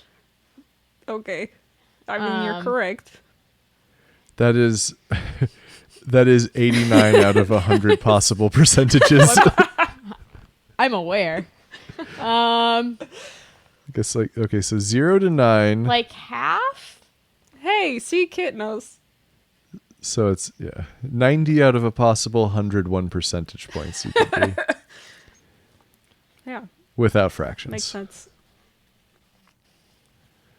Yeah. And then how much Irish do we think Kit is versus All how of it. much Irish Kit actually is? Place your bets in the chat, folks. I already know the answer. Yeah. I would hope so. That kind of would ruin the point of the game if you didn't. Someone has to know. I did a study abroad, and we spent time in Dublin, and somebody asked me for directions at a bus stop, and I was like, I It's can't still help so you. funny to me. Somebody I'm not asked me Somebody for like stopped directions. and was like, when is this bus gonna get here? And I was like, I am as American as you are, hun. I don't know. Someone asked me for directions to the tube station from the British Museum, and I had just come from there because I was about to enter the museum, and I was like, oh yeah, what you got to do is, and then I was like, you're down this road, take a left or whatever, and then the guy was just so shocked because it was not the accent he wanted. I Fucking Americans. didn't realize I Indeed. blended in at all. You don't. I mean, you really don't. If I looked at you, I don't think British is my first go-to. I think it's just the hair. Well, I knew a larger gentleman with longer hair and more facial hair that was definitely British. So yeah, I blend in nowhere. Weird flex, but okay. Weird flex. Yeah. I if I kept my mouth shut, I blended in the Netherlands. Okay. See, I think that's fine. I think you can get away I with mean, that. isn't everybody high in the Netherlands? I apologize to our Dutch listeners. I don't know if we have any Dutch listeners, but if we do, we should get some. yeah, can I come visit? I Everybody miss bring it. a Dutch friend next time. Yeah, everybody bring your Dutch Does friend. Dutch No, bros count? Yes. Okay. I was gonna say no. Yes. Fine. No, Oh. I am straight up not Irish at all. I'll just bring Dutch bros and some Baileys next time, and then we got 2 markets cornered. I used to know Dutch people, but then I lost them in the divorce. Rip. The divorce from 10 years ago. Oh, that divorce. I've never been married. I've never been married either. I've been through a divorce, man. I get it. It's about the emotional toll. Yeah. It was a schism. It was a rift. Schism is a great word. It wasn't a divorce. It was fission. Oh, of the nuclear variety? No. Oh.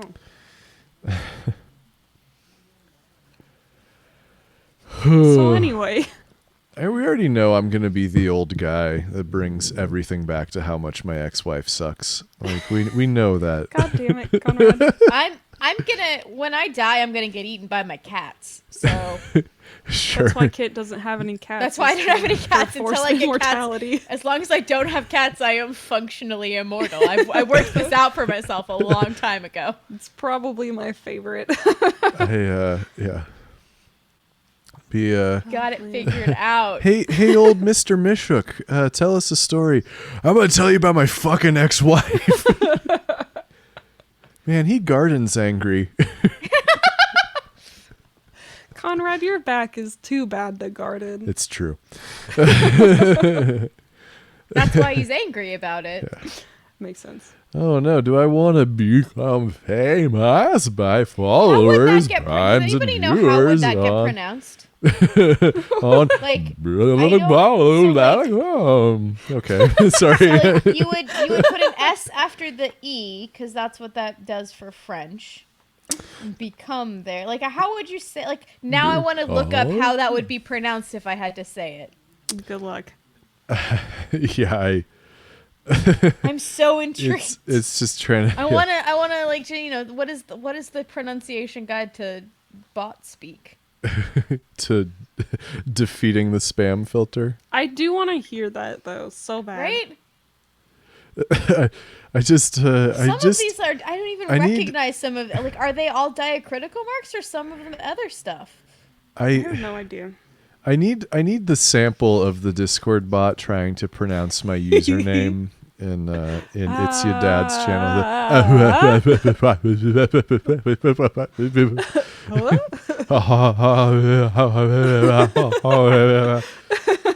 I need that. I need that in my life. I'm gonna go listen to that real quick, and I'm gonna make everybody in there very upset. So heads It up, would not be everybody. difficult to record it. All right. Well, we should do that because that should be my new ringtone. Sounds like a Banjo Kazooie character.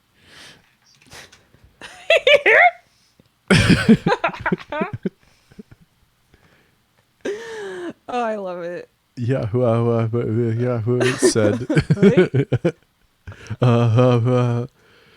Oh boy. Oh my god. I'm a little bit. I feel like all of the like blood sugar is out of my brain. I am It's only now. water in there. It's Yeah. salt water. It's just green olive juice. Ew. You gotta stop drinking that That's shit, dude. gross. You gotta stop. You know what? That's not what a neti pot is for, Conrad. God! No! No, I'm gonna have nightmares about that now. Would it get my nose I real regret clean, or would it give me a real bad sinus I infection? would say probably an Probably infection. both. It would clean out your previous sinus infection Yeah, it and just give you a gives you a brand new new one one. altogether that Because is incurable. There's vinegar in there. However, there are also microbes As that we all know, survive in vinegar. Great for your nose, vinegar. Yeah. Yeah. I don't put know. apple cider vinegar on everything, Yeah. even in my nose With the holes. mother. Who decided that that's what it should be called? That's my question. No idea. Clearly, like the same person who clearly the same person who decided that mouthfeel was an okay word. Mouthfeel is a great word. And that it was fine to abbreviate chicken nuggets to nugs. And Also whoever a that great person idea. is, they should be killed I wish that was my idea. Please kill me. slowly and Okay. painfully. Nugs. Nuggets. Nuggies. God, okay. Chicken Like- nuggies. Like, man, oh man. Okay, what's worse? Nugs or za instead of pizza? Nugs. Nugs is Okay. infinitely worse. So the first time I had ever encountered the particular Oh God, why? Chicky, the chicky, nug nugs. particular marketing strategy of I'm a guy on the street in New York and I'm going to hand you my CD and then try to convince you to give me money for it.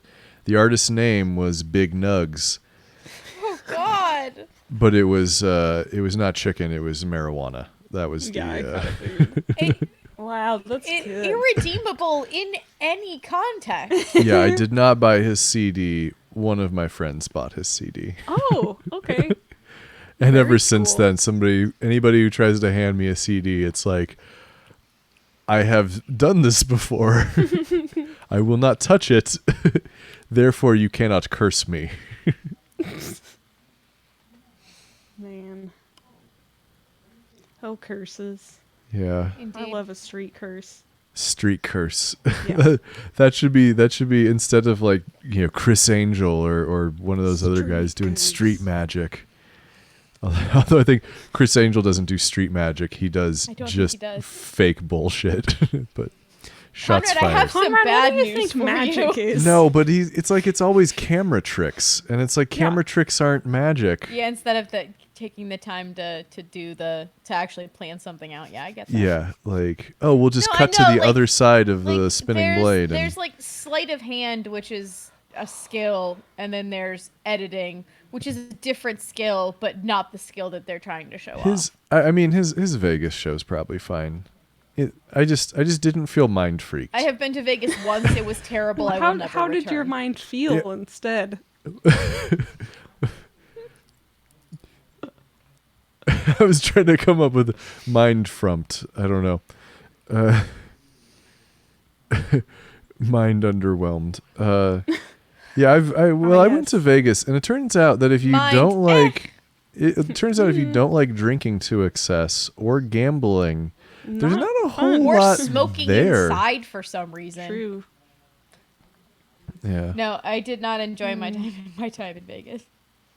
Mine was okay because I just had a lot of Fat Tuesdays, and I love that place. And then Yeah, we got alcoholic ramen outside slushies. of the strip, and it was great. Yeah, that is Not on well, the strip, outside the strip. strippers. No, The well, I actual went to strippers. Crazy Horse, which is the classiest strip show you'll ever see. Mm-hmm. They Yeah, have I can harder. see if I had a shitload of money, I would just go and see shows. But again, it was like Ooh. I expected through the magic of popular culture, I expected that what was going to happen was that I was going to show up there, pull off an incredible heist, and then be murdered. And none of those Didn't things happen. happened. Failed I on was both really accounts. disappointed. I was in the same I building didn't meet as Paul Frank Rudd for a Sinatra. little Like, bit what the when I fuck was is this there. bullshit? That was cool. Paul I Rudd. I was same there. building. So here's my like, just Conrad's crazy and has the wrong memories. Ooh, our But- favorite segment. But so when I was in Vegas, like the strongest memory I have is there was a bar that was playing the new Red Hot Chili Peppers album, and at the time it was it Stadium Arcadium? I think It was that's whichever one had the new guitarist on it. that sounds right. Yeah, and I was just being a shit out loud for no reason because I had been a Red Hot Chili Peppers fan and I thought the album sucked. And somebody who overheard that just went, "Oh, that just ruined my day." Oh my god. And it was just My primary memory is that we were out and one of my friends decided that she was just done until she tried to sit down in the middle of the sidewalk. yeah, And we that's had to convince her to go back to the hotel. that's. Great. Well, was she drunk? Yep. Okay, all right. I was gonna say that's a real No, just a neurotypical thing it's to just a do. normal day. But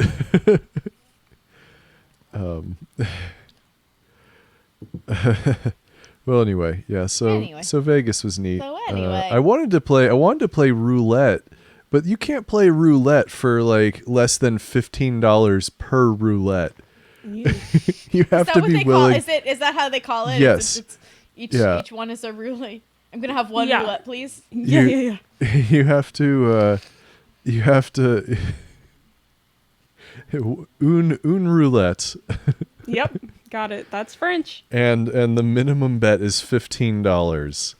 And I was just gonna bet on red or black anyway, and I'm gonna be like, this is gonna be the fastest I will ever lose.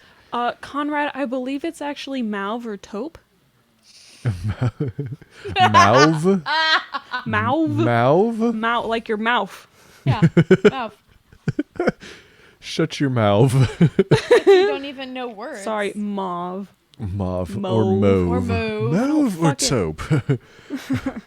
I'm half colorblind. Fun fact.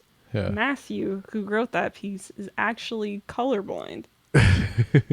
He's got the fairly common male red-green color blindness. Yeah, we had considered, Oh, because Matt, I don't know if you guys know this, but PG Woodhouse is in the public domain, and we had considered. I don't think all of them are. I think they are. I think a lot of them, but not all of them. I think that's one where he I died think long he enough lived, like- ago. no, I think he lived like a weirdly longer time than you think he did. Okay, all right, fine. But a lot of them are in the public domain, and we were just considering doing a find and Yeah, replace. he died in 1975. Okay, we were Wow. considering doing a find and replace of Dude lived forever. He did. Jeeves Except that he for died in 1975. Edge Test Forever. and He Worcester was an for old man. I'm not going to do the math now, but Salamander. 1881 to 1975 is a very long time. is a very long time. 93. Ooh. It's not bad. Well, anyway, Vegas. Yeah. What happened It there? I sucks. fucking told about it. Yeah. It didn't stay there. I got one of those fucking Paris Las Vegas ceramic pina colada things, and I sold it at a garage sale because why the fuck would I keep that? Oh, nice. Yeah, my Fat Tuesday cup that I normally drink out of is from Vegas, and I think that's the only thing I brought back from there. Good Oh, times. I did collect all the trading cards on the street though. Wow. All of them? Yeah. Wow. Yeah. How So how many do you have now? the whole It's a lot. house. It's like at least just 100. boxes and minimum. boxes and boxes. Of all the trading the cards. street cards? You know, the when they flick the cards at you and then try to hand it to you and say, we'll get girls to your door in 15 minutes, and they were just all the. Did you? I'm assuming you did not call any of them. I did not you call just- any Why would of you them. ask? Listen, Conrad does some dumb shit. Okay. I'm timing. If she's not here in 15 minutes, it's free. Okay. Oh my god! Conrad's on some fucking oh shit. Oh no, This- what's it called? This nude Conrad's model on some that I. Catcher in the Rye shit. Stop getting canceled while we're here. Oh, Conrad's dear. like, Shit let me on get your a own girl time, over so I man. can tell her all about my problems. just can I get her to do emotional labor for me? Ooh. As opposed to Again, I Let's state, immediately if you move would on, like everybody. Conrad to get the mental help that he deserves, please subscribe at patreon.com/neverread. yes. All right, let's again. Let's. What the fuck let's is the main immediately character? move. Holden Let's talk Caulfield. about Dick Van Dyke Got some it. more. Nailed He's it. still alive, I think. Why would I call them? I don't fucking know. I just have to make sure. I was there with my girlfriend. Yeah, and we see how that fucking went. Yeah. You're right. It was my addiction to Vegas, whatever. I know you're still living that Vegas life on the inside. Yeah. That's well, we've all got to make certain allowances for ourselves We do in not. these Don't uncertain. fucking say it. I'm gonna pre-egg your house. Oh, Don't do it. yes. Oh, that's so weird. I'm so excited. I'm not So prepared for this. I just don't understand how. I hope you left some creepy shit there, just because. I didn't because I didn't Damn know it. Conrad would be living in my old house. Otherwise, ooh. It's just so weird. Yeah, it is. It is it's weird. very weird. There are apparently 4 available rentals, and you you moved just out of chose one that of one. them. Yikes. Okay, so here's what I think. I think we should skip Loot of the Void again. Again. Poor Dick Penrun. Poor Dick One day. Penryn. Because we have It's 9:30. Woo! yeah, That's we've fine. already So been many streaming for pages. 2 hours and 10 minutes. I'm sure we'll hang out in the Discord after this. So I'm just gonna make Can silly I- faces now. Somebody else cast this one. hold on. Let's see. Well, Conrad is James. Oh no, I can't do anything. I like can't the do note of anything with written to be Discord. Southern. What do you Because- need us to do? To create an invite and then post it in the chat. But An invite for? Blath, we would love to have you on the Discord.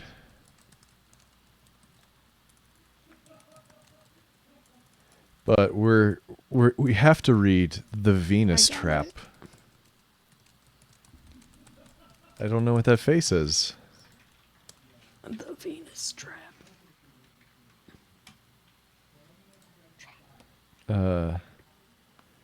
How many pages is this? I don't Very know. long. It's the shortest one. I put them, I think, in order of shortness. Oh, Okay. shut up. And you put them in order of length. That's what yeah, and? Drink some more fucking water, Conrad. I have an umbrella in my drink.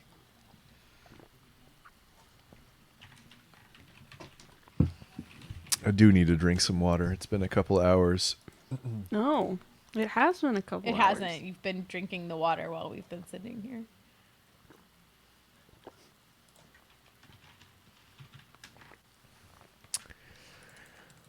Well, all right. I think that I think Brianna's the narrator, Okay.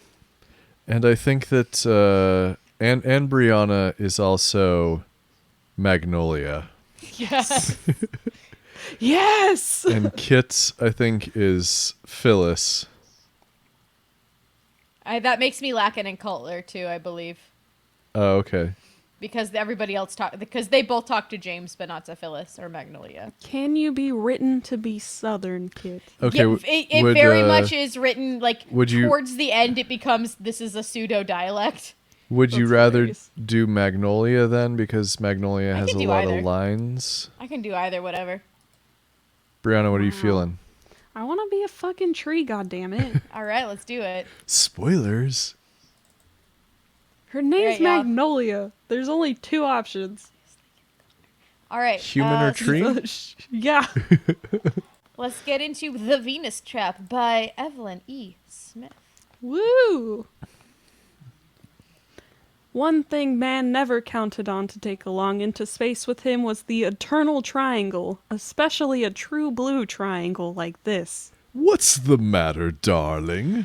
Oh, Conrad, what are these voices? All right, what do you want from me? What do The you want? narrator Tell me, asked anxiously. Tell me what voice you want I don't know. for space husband. I don't know, Conrad. Just it's like fine. regular dude. Just like a regular dude in space. I asked the chat. Oh, I'm sorry. What do you guys we think a did regular that was fun spaceman last time sounds when we like? made that when the chat told us what our voices should be. It was pretty fun. It's not going to Y'all be. have any voice requests for anybody? They're awfully quiet at the moment. I can still ask.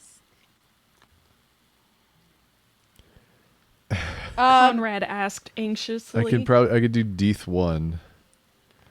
Do old I man don't know what Deeth. that means, but okay. Listen to a podcast.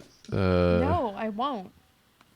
I don't know what voices are options. Really, just the Literally sky's the anything. limit. Just anything you think that you want to hear us do. Do it faves. I don't know what faves means. It's short for favorites. Do your faves. I don't have a favorite. My favorite is just my normal fucking voice. John Smythe.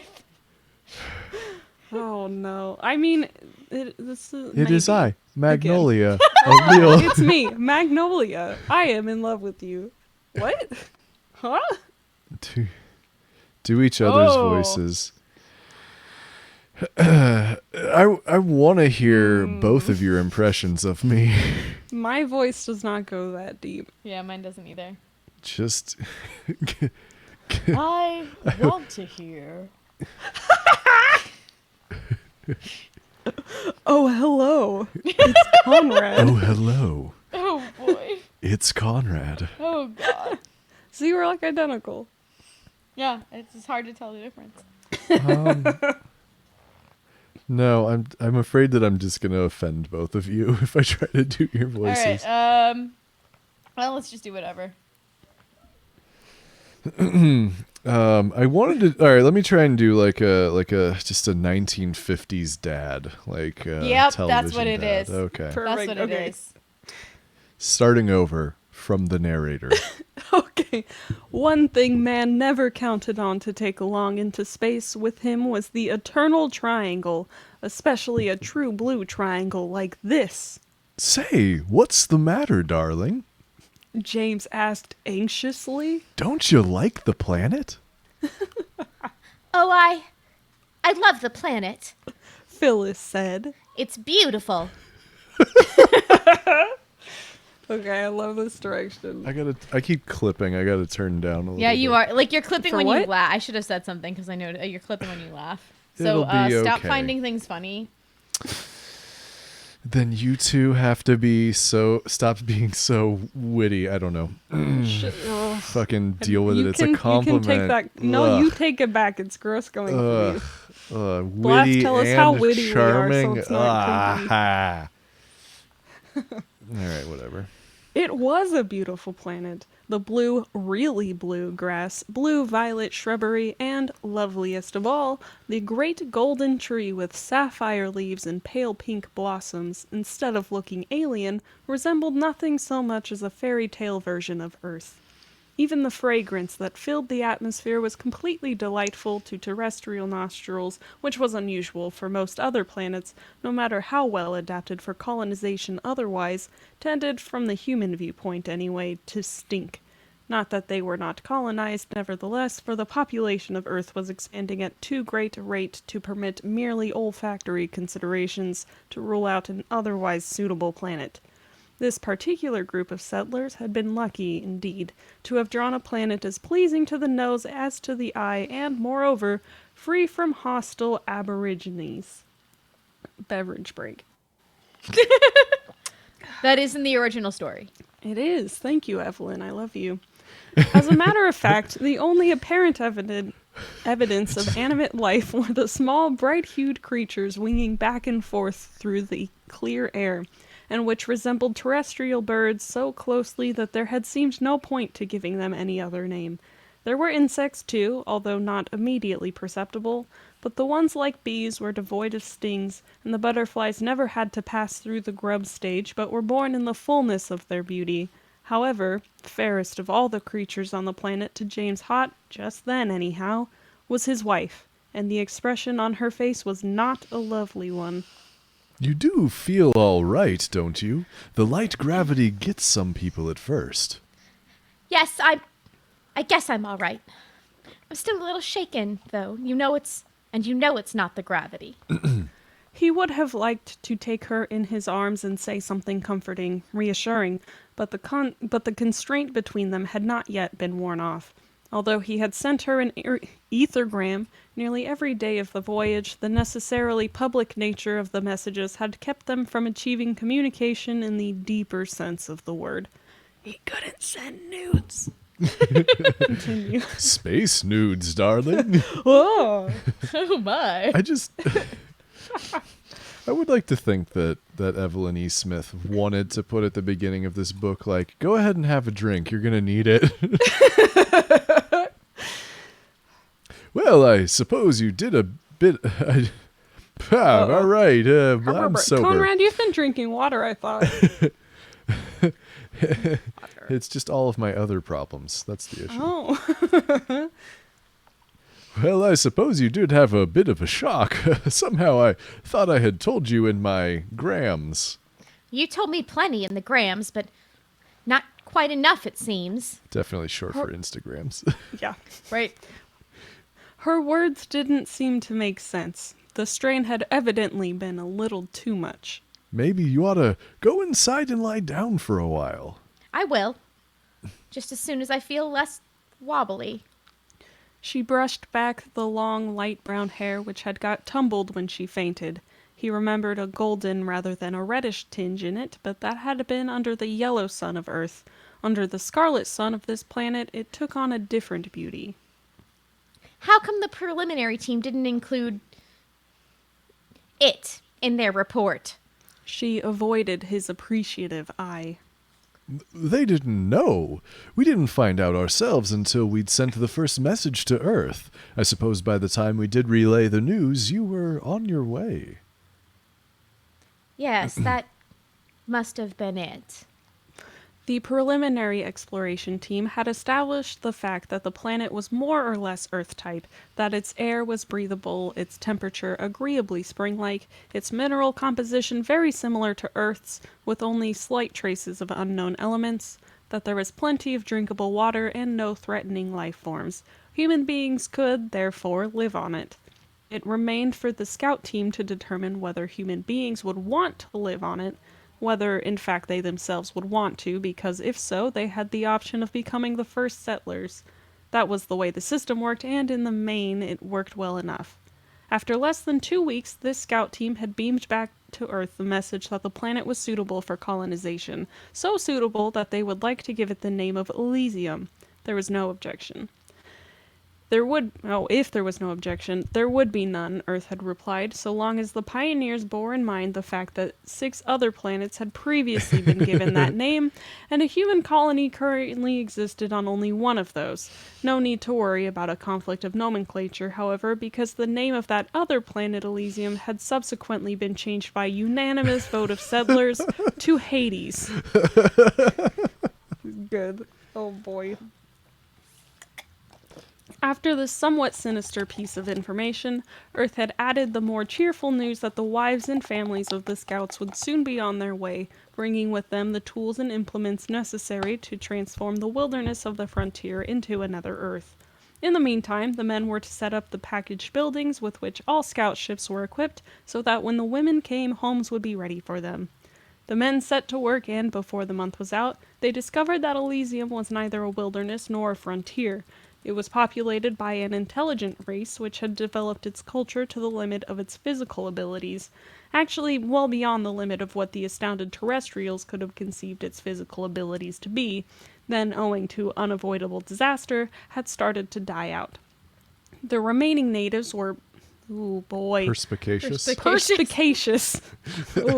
Oh, drinks. Enough to see in the terrestrials coming not a threat, but a last hope of revivifying their own moribund species. Accordingly, the Earthmen were encouraged to go ahead building on the sites originally selected, the only ban being on the type of construction materials used, and a perfectly reasonable one under the circumstances. James had built his cottage near the largest, handsomest tree in the area allotted to him. Since there were no hostile life forms, there was no need for a closely knit community. Everyone who had seen it agreed that his house was the most attractive one of all, for, although it was only a standard prefab, he had used taste and ingenuity to make it a little different from the other unimaginative homes.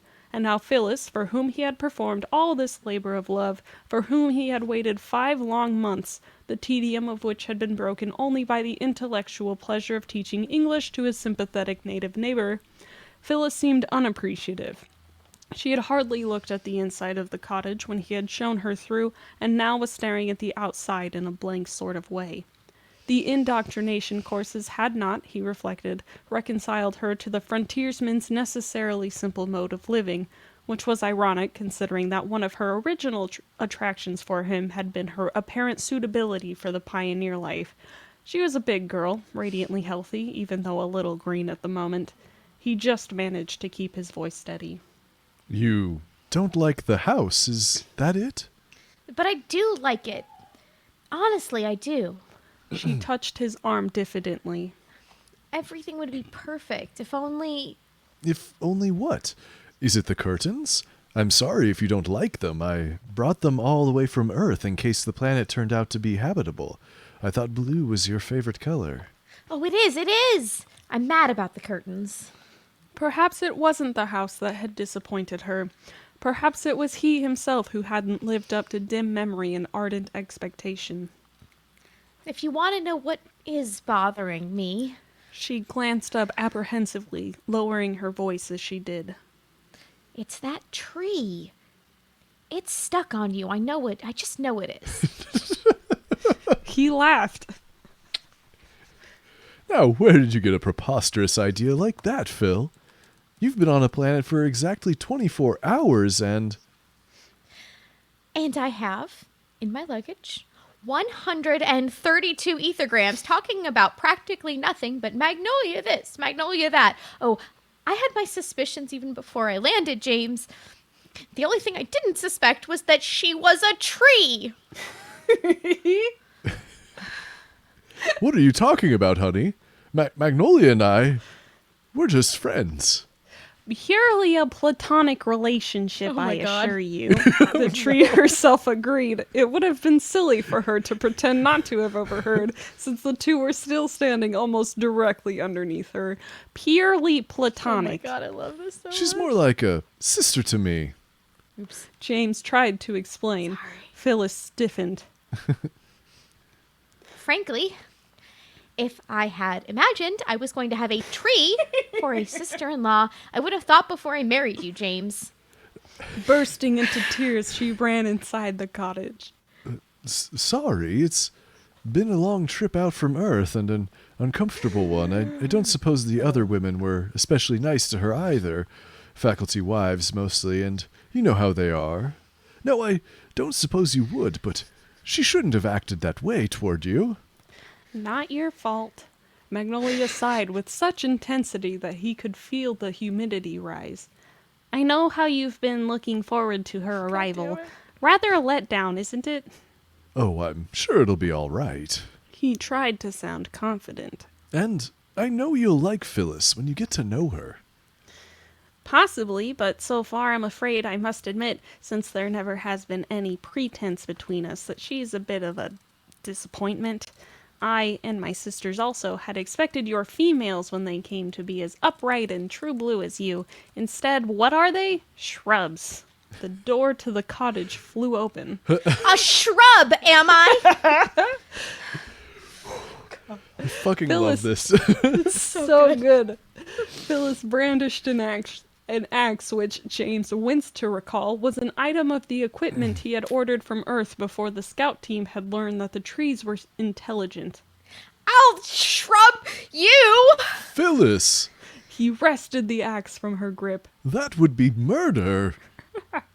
Woodman, as the terrestrial poem goes, spare that tree, touch not a single bough. In youth it sheltered me, and I'll protect it now.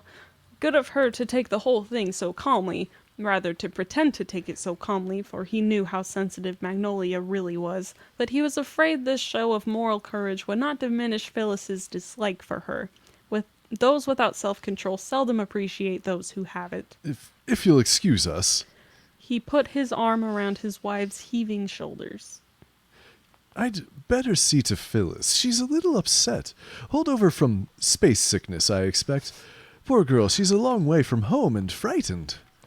I understand, Jim. And remember, whatever happens, you can always count on me. I must say, you're not a very admirable representative of terrestrial womanhood. James snapped as soon as the door had slammed behind him and his wife, leaving them alone together in the principal room of the cottage. Insulting the very first native you meet. I did not either insult her.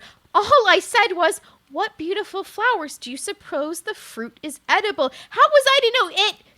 She could understand. Naturally, I wouldn't dream of eating her fruit now. It would probably taste nasty anyway. And how do you think I felt when a tree answered me back? You don't care that I fainted dead away, and I've never fainted before in my life. All you care about is that old vegetable's feelings. It was bad enough, feeling for 5 months that someone had come between us, but to find out it wasn't someone, but something. Phyllis, I'll thank you to keep a civil tongue in your head. Dropping into the overstuffed chair, his wife dabbed at her eyes with a handkerchief. She wasn't so very polite to me. Look, Phyllis, He strove to make his voice calm, adult, reasonable.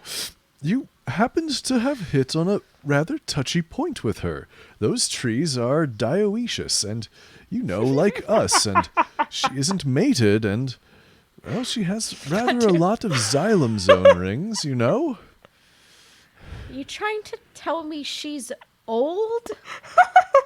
Well, she's no sapling anymore, and God damn it. consideration aside, it's government's policy for us to establish good relations with any intelligent life form we have to share a planet with.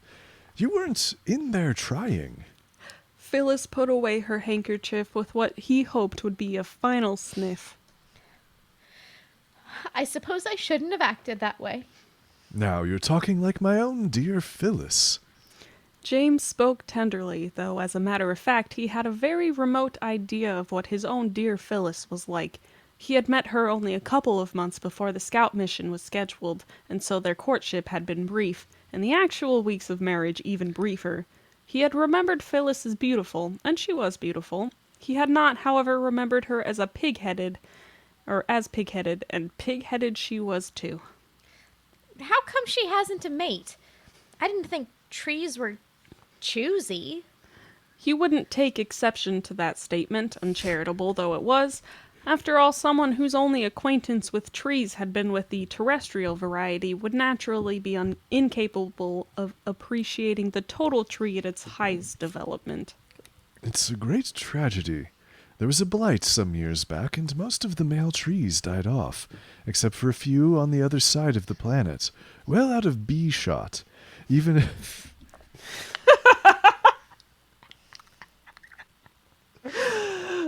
Evelyn Smith is the best. I love her. Yeah, you know it. It's just... how much sci-fi has the well, you see, darling, all of the males are dead. But then this one's just about a tree. Well out of bee shot, even if the females there would let the females here have any pollen, which they absolutely won't. I don't blame them. Of course she would identify at once with the trees whose domestic lives seem to be threatened. It's not that so much, it's that the male trees produce so little pollen. This would be a good place for people with hay fever then, wouldn't it? And even when there is fruit, so much of it tends to be I think Parthenocarpus. Parthenocarpus. No seeds. He sighed. The entire race is dying out. How is it you know so much about botany? It's not your field. I don't know so much, really. He smiled. I had to learn a little if I wanted to work the land, so I borrowed an elementary text from Cutler. Had he been a trifle idealistic in quitting his snug, if uninspiring job on the faculty to join in this utopian venture, so many of the other men at the university had enrolled, it had seemed a splendid idea until Phyllis's arrival. Daddy never had any trouble working his land, and he doesn't know a thing about botany. You've been boning up on it just to please her. Are we doing phrasing? Phyllis, you're phrasing! Phyllis, are we doing phrasing? Am I boning up on it just to please her?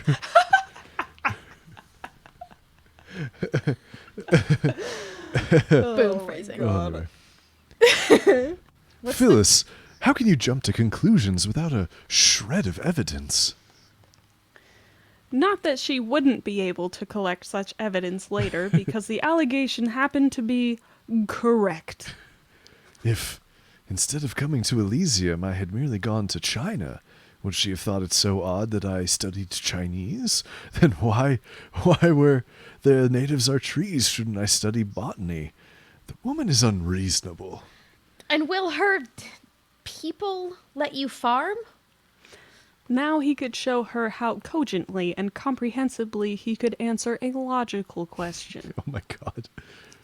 That aspect of the situation will be all right, dear, because only the trees are an intelligent species, and even of them, some aren't so bright. They won't have any more objection to our eating the other fruit and vegetables than we would have to an extraterrestrial's eating our eggs and chickens, for example. We're going to try to introduce some Earth planets. We're going to try to introduce some Earth plants here, though as the higher forms of vegetation are dying out and we're afraid the lower might follow. Pity it's too late for a sound conservation program. She doesn't think it's too late for a sound conservation program. She still has hopes, far-fetched, maybe, and I'm not so sure they are. Mark my words, James. She's got designs on you. Don't be idiotic. That would be... He attempted to introduce a light note. It would be silly. These foreigners can't be expected to have our standards. And she burst into tears again. A fine thing to go through that miserable 5-month trip only to find out that a tree has alienated my husband's affections. Oh, come on, Phil. He was still trying for a smile. What would a tree see in me? I'm beginning to wonder what I saw in you. You never loved me. You just wanted a wife to come out and colonize with you and breed. What could he say? It was almost true. Oh, yikes, James. James sucks, you guys. Phyllis was a beautiful girl, and he loved her, but if he had planned to remain as an instructor with the Romance Languages Department instead of joining the Scout mission, he knew he would never have asked her to be his wife. For her sake, of course, as well as his own. He should say something to reassure her, but the words wouldn't come. I don't like it here. I don't like blue leaves. I don't like blue grass. I like them green the way they're supposed to be. I hate this nasty planet. It's all wrong. I want to go home. She was very young, less than 8 years younger than he, true, but he was mature for his age. They didn't know each other very well, and finally there were more men than women on the planet, and he had noticed that the bachelors had seemed readily disposed upon her arrival the day before to overlook the fact that she had no college degree, so he must be patient with her. Well, does that like they're not gonna care that she doesn't have a college degree, so he's gotta be nice to her. Yeah, He's gonna yes. lose her. Yep. Yeah. They're gonna overlook her obvious deficiencies. Oh, James, you shithead. There's nothing wrong about it, dear. The plants here synthesize cyanophyll instead of chlorophyll. Oh, boy. That's why the leaves are blue instead of green. And of course, there are different mineral constituents of the soil, more aluminum and copper, for instance, than on Earth, and some elements we haven't quite isolated yet.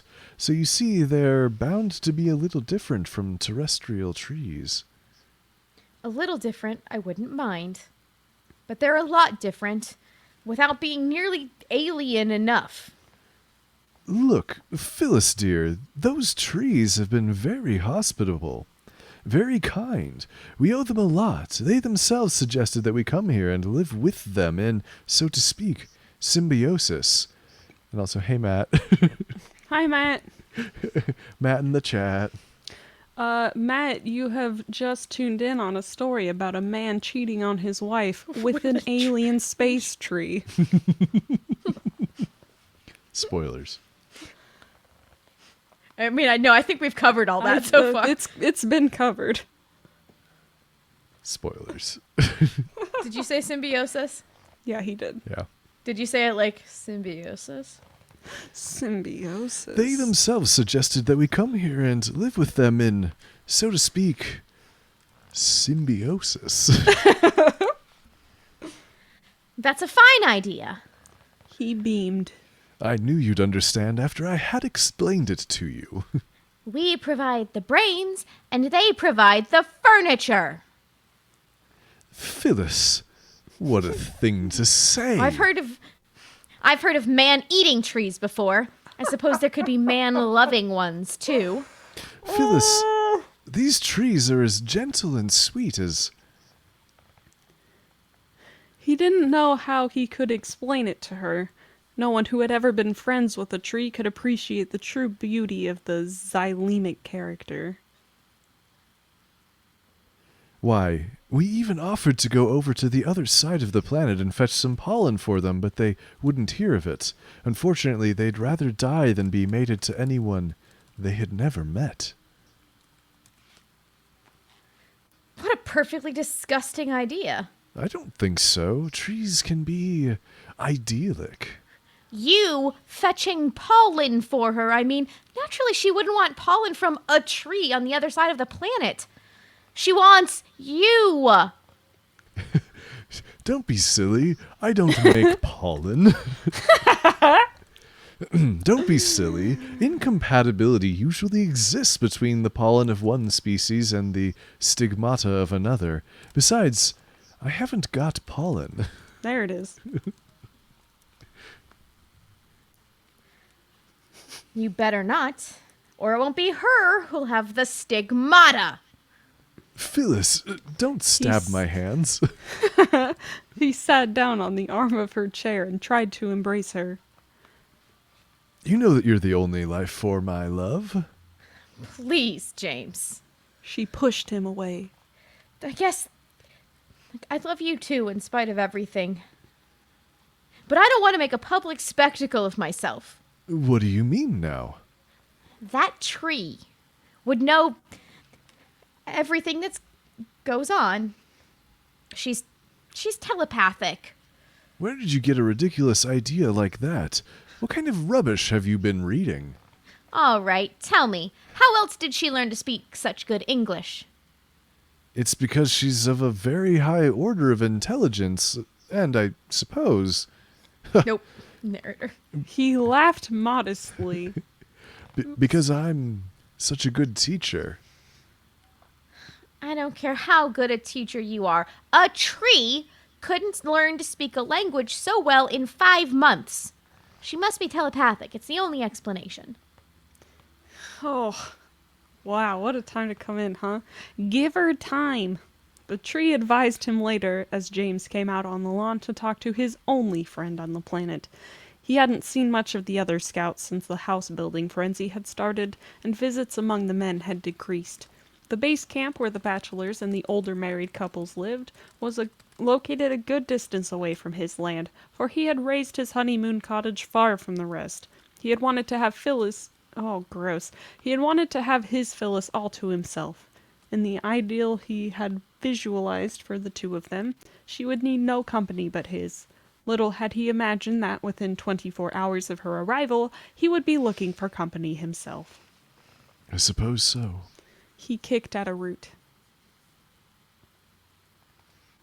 James. Yeah, I was just reading what you wrote in the chat, because...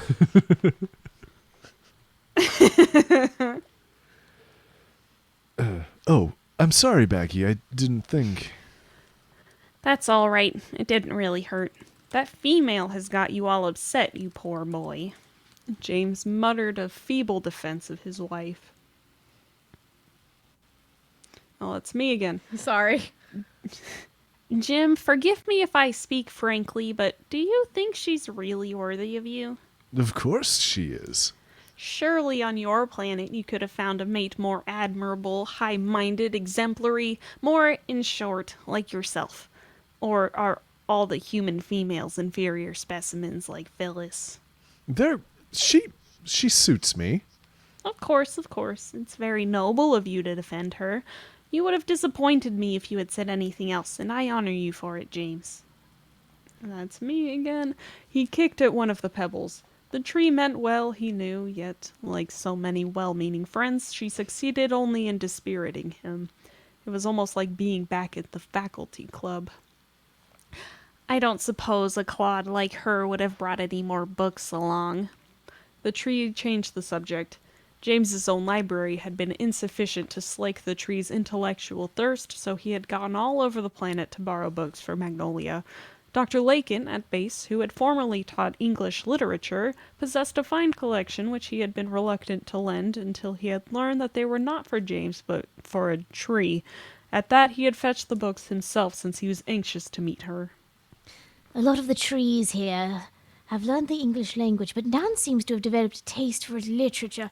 Your Magnolia is undoubtedly a superior specimen. Excellent natural taste, too. Perhaps a little unformed when it comes to poetry and the more sophisticated aspects of life, but she'll learn. She'll learn! Unfortunately, the same, James knew, could hardly be said of his wife.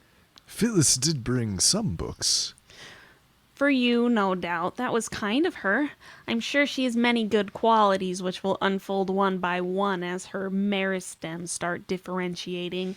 I hope you don't feel I've been too, well, personal, Jim. I was only trying to help. If I'd gone too far... Of course not, Maggie. After all, He laughed bitterly. I do know you better than I know her. We have been good friends, haven't we, Jim? It was rather nice, these 5 months we spent alone together. For the first time in my life, I've never regretted being so far from my sisters. And this our life, exempt from public haunt, finds tongues in trees, books in the running brooks, sermons in stones, and good in everything. Her blue leaves shone violet in the scarlet rays of the setting sun. The gold of her trunk was lit with red radiance. She was the most beautiful creature he had ever seen. But she was a tree, not a woman. I'm horny for this tree. I mean, yup. I'm sure she'll fit in after a while. Perhaps she isn't well. She seems to guttate an awful lot. Do you suppose she's been overwatered? That wasn't guttation. It was tears. It means she's unhappy. Unhappy? Perhaps she won't fit in on this planet, in which case she should by all means go back to Earth. It's cruel and unfair to keep an intelligent, loosely speaking, life form anywhere against her will, don't you think? She'll be happy here. I'll make her happy. Well, I certainly hope you can manage it. By the way, do you suppose you'll have a chance to read me the book she brought, or will she be busy? Will she be keeping you too busy? I'll never be too busy to read to you, Magnolia. That's very nitrogenous of you, Jim. Our intellectual communions have meant a lot to me. I'd hate to have to give them up. So would I, but there won't be any need to. Phyllis will understand. I certainly hope so. I so admire your English literature. It's so deeply cognizant of the really meaningful things in life. And if your coming to this planet has served only to add poetry to our cultural heritage, it would be reason enough to welcome you with open limbs. For it was truly a perceptive versifier who wrote the immortally simple lines, "Poems are made by fools like me, but only God can make a tree." And such a charming tune to go with it, too. We have always sung the music that the wind and the rain have taught us, but until you came, we never thought of putting words and melody together to form one glorious whole. "The tree that May in summer wear," she caroled in a pleasing contralto.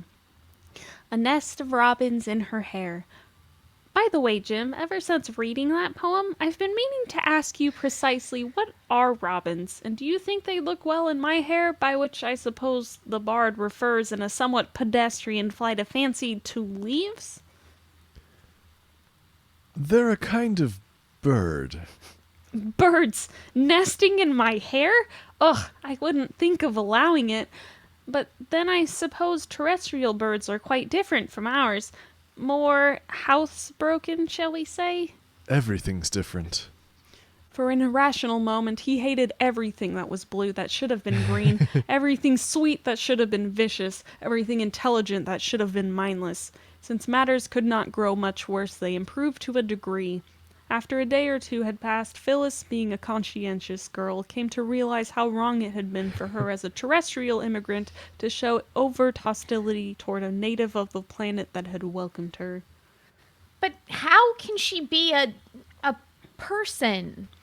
Phyllis wanted to know when they were inside the cottage, for she had learned to hold her tongue when they were near Magnolia or any of her sisters who, though they could not speak the language as fluently as she, understood it very well and eavesdropped at every possible opportunity in order, they said, to improve their accents. She's a tree. A plant. And plants are just vegetables. She stabbed her needle energetically through the tablecloth she was embroidering. You mustn't project terrestrial attitudes upon Elysian ones. James looked up from his book. And don't underestimate Magnolia's capabilities. She has sense organs and motor organs too. She can't move from where she is because she's rooted to the ground, but she's capable of turgor movements, like certain terrestrial forms of vegetation, for example, the sensitive plant or bluegrass. Blue grass. I'm sick of blue grass. I want green grass. However, these trees have conscious control of their pulvini, whereas the Earth's plants don't, and so they can do a lot of things that Earth plants can't. It sounds like a dirty word to me. Pulvini merely means motor organs. Oh. He closed his book, which was a more advanced botany text covered with the jacket of a French novel in order to spare Phyllis's feelings.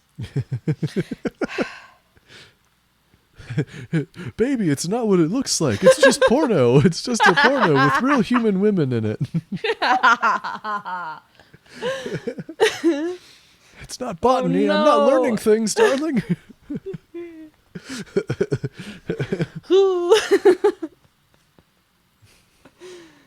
Darling, can't you get it through your pretty head that they're intelligent life forms?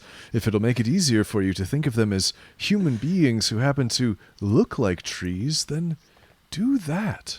That's exactly what I am doing, and I'm quite sure that she thinks of you as a tree who happens to look like a human being. Phyllis, sometimes I think you're being deliberately difficult. Do you know one of the reasons why I took such pains to teach Magnolia English? It was that I hoped she would be a companion for you, that you could talk to each other when I had to be away from home. It was all for you. Why do you call her Magnolia?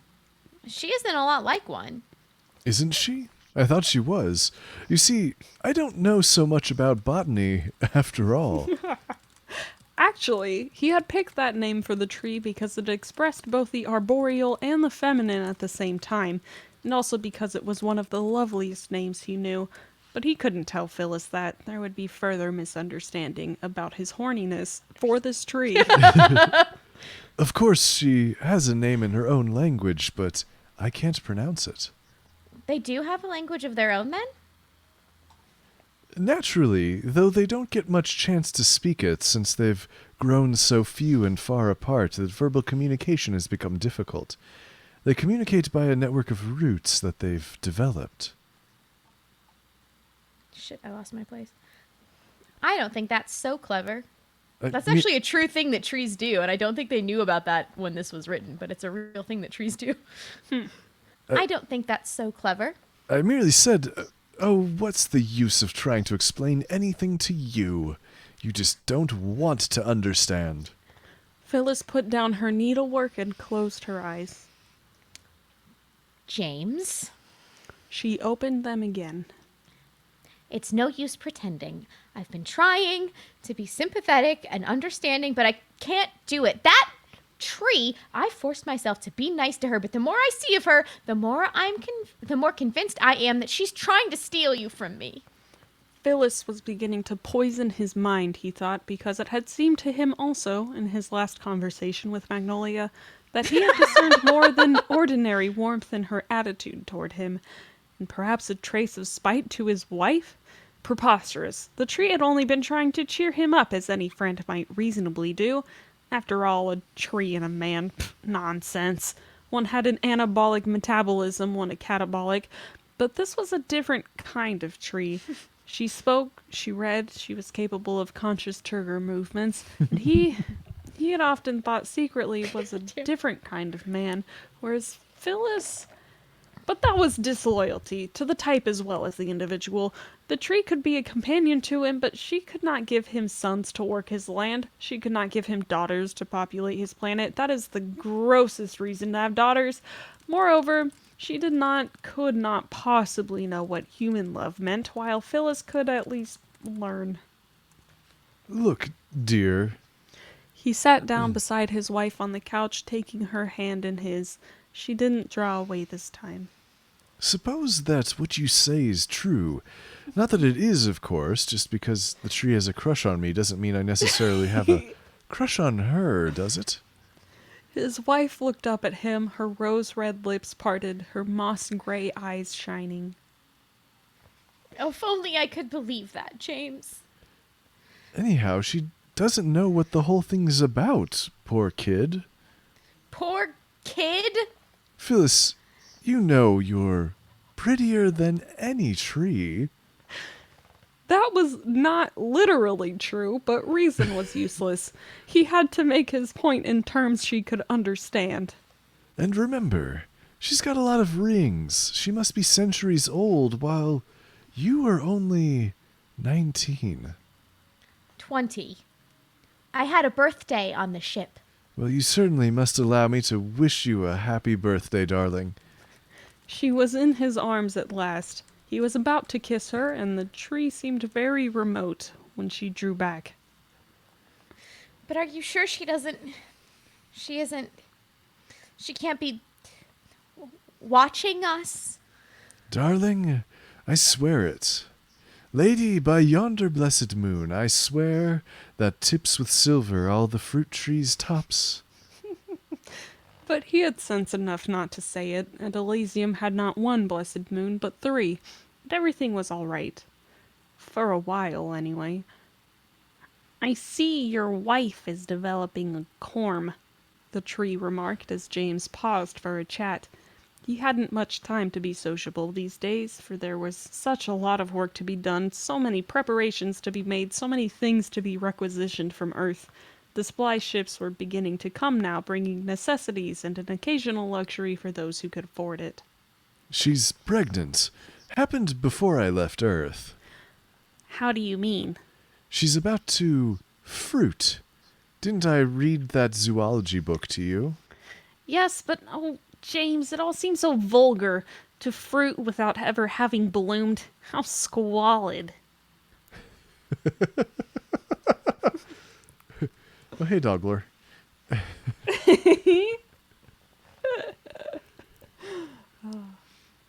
It all depends on how you look at it.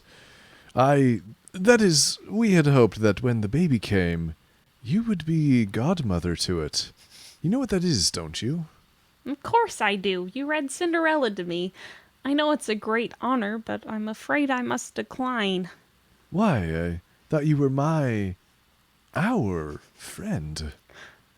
Jim, there is something I must confess. My feelings toward you are not merely those of a friend.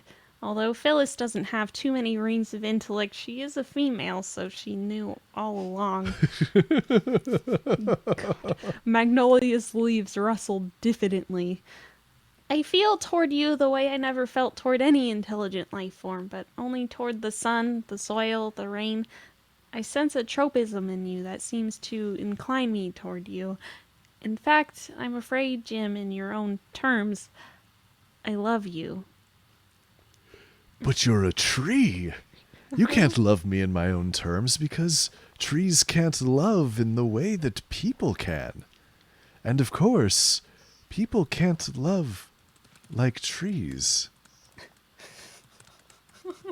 I wanted to say like the tree do, but you were drinking, and I'm like, I'm going to choke Brianna. Oh, thank you. We belong to 2 entirely different species, Maggie. You can't have listened to that zoology book very attentively. Our race is a singularly adaptable one, or we wouldn't have survived so long, Jim, or gone so far in our particular direction. It's lack of fertility, not lack of enterprise, that's responsible for our decline. And I think your species must be an adaptable one, too. You just haven't really tried. Oh, James, let us reverse the classical roles. Let me be the Apollo to your Daphne.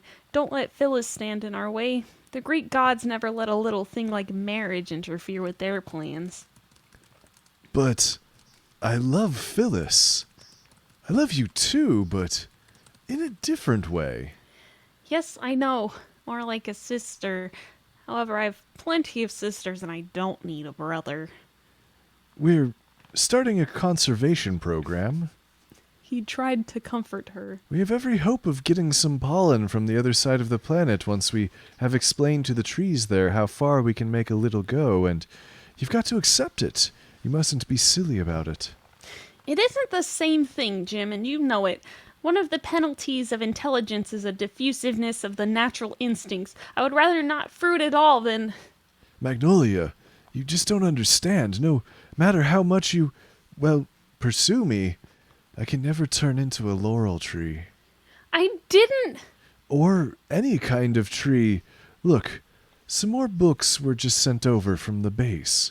Magnolia gave a rueful rustle. Jest or sent? Didn't they come over a month ago? James flushed. I know I haven't had a chance to do much reading to you in the last few weeks, Maggie, or any at all, in fact, but I've been so busy. After the baby's born, things will be much less hectic, and we'll be able to catch up. That is the biggest lie I've ever heard in my life.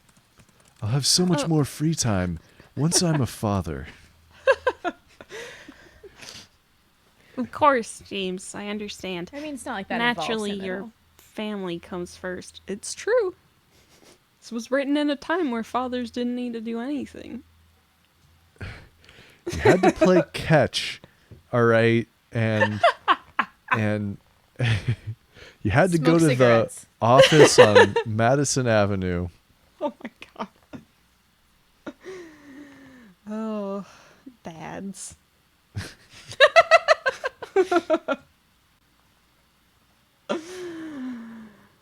James? One of the books okay. that came. One of the books that came was an advanced zoology text that might make things a little clearer.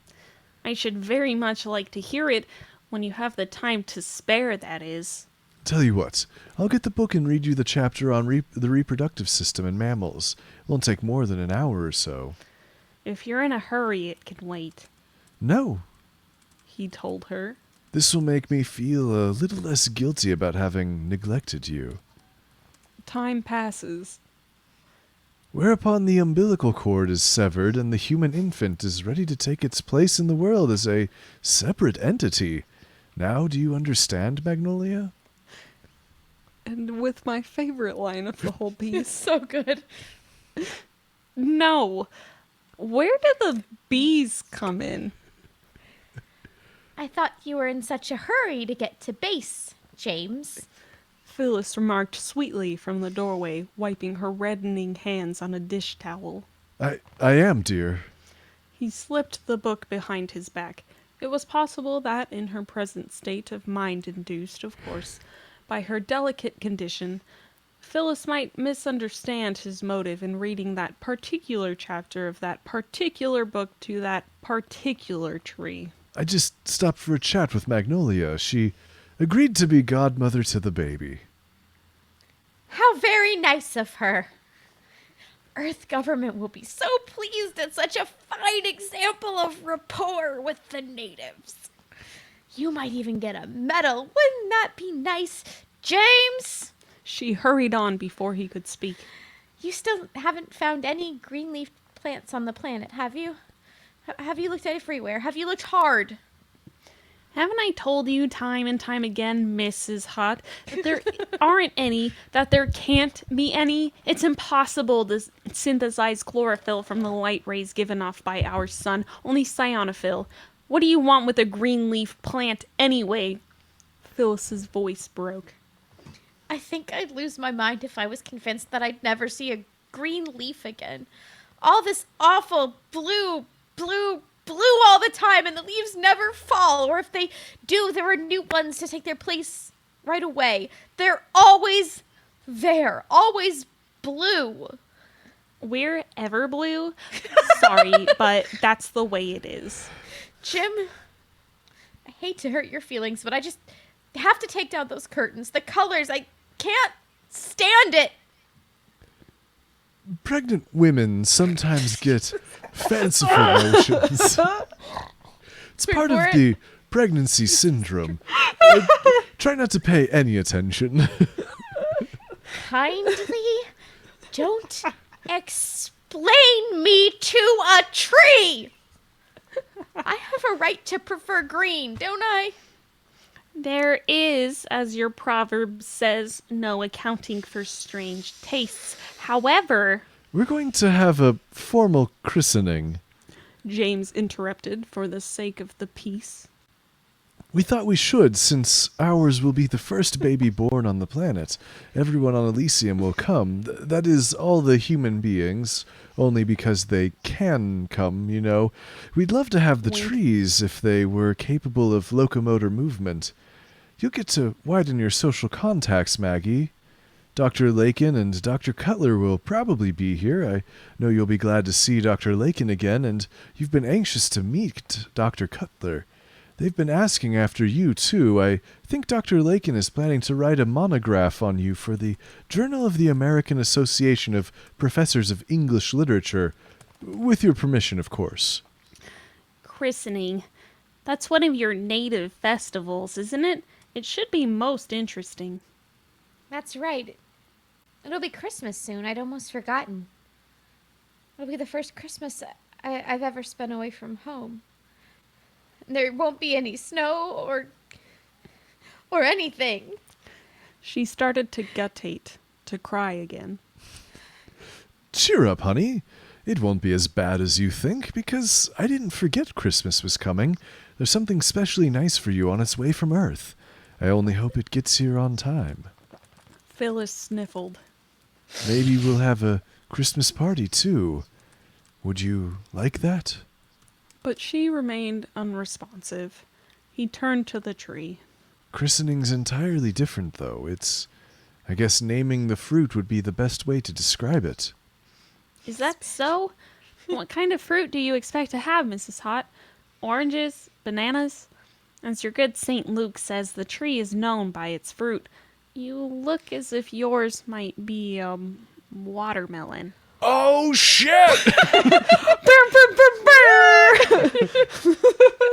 Why?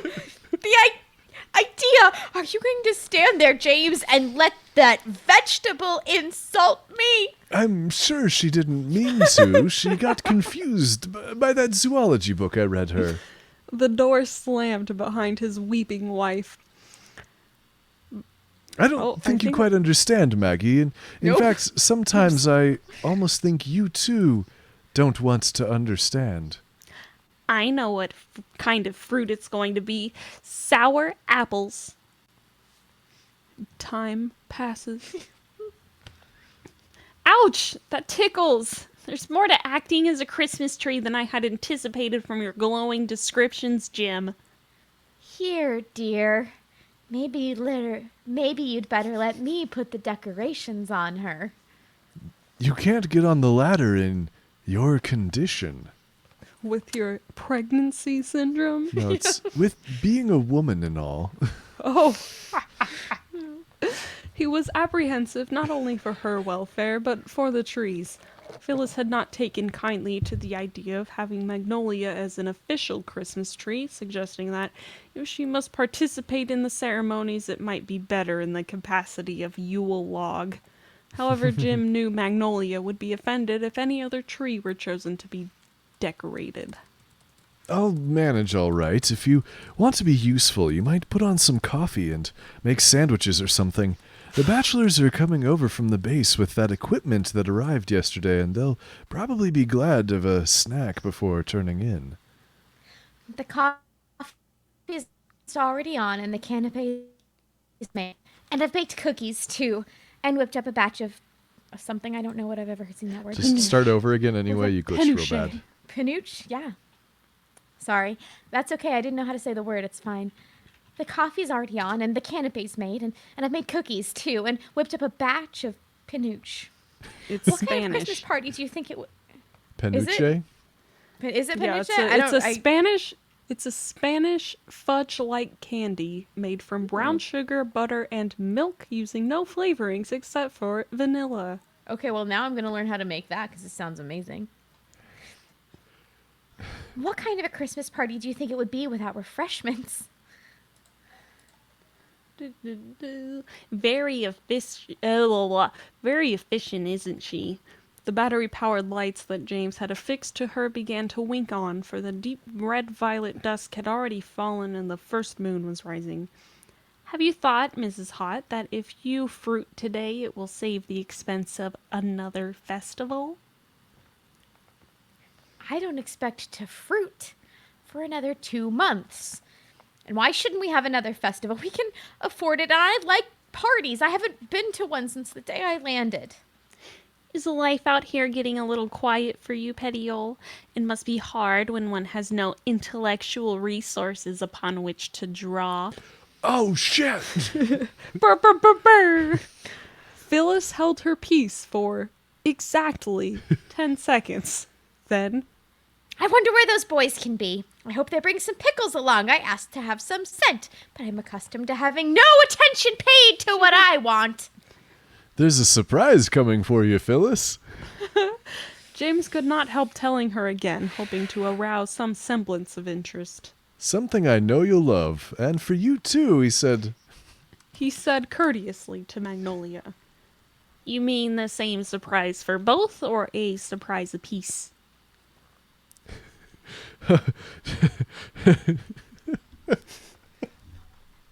Uh-huh. One for each, of course. I see the lights of the copter now. Running out into the middle of the lawn, Phyllis began waving her handkerchief. He hadn't seen her so pleasantly excited for a long time. I don't suppose you'll need to turn on the landing lights. You should do the trick. Am I all finished? I do wish I could see myself. How do I look? I read the line wrong. I don't suppose I'll need to turn on the landing lights. You should do the trick. How do I look? Splendid. I've never had as beautiful a Christmas tree as you, Maggie. Not even on Earth. I'm glad, Jim, but I still wish I could be more to you than just a Christmas tree. Shh. The others might hear.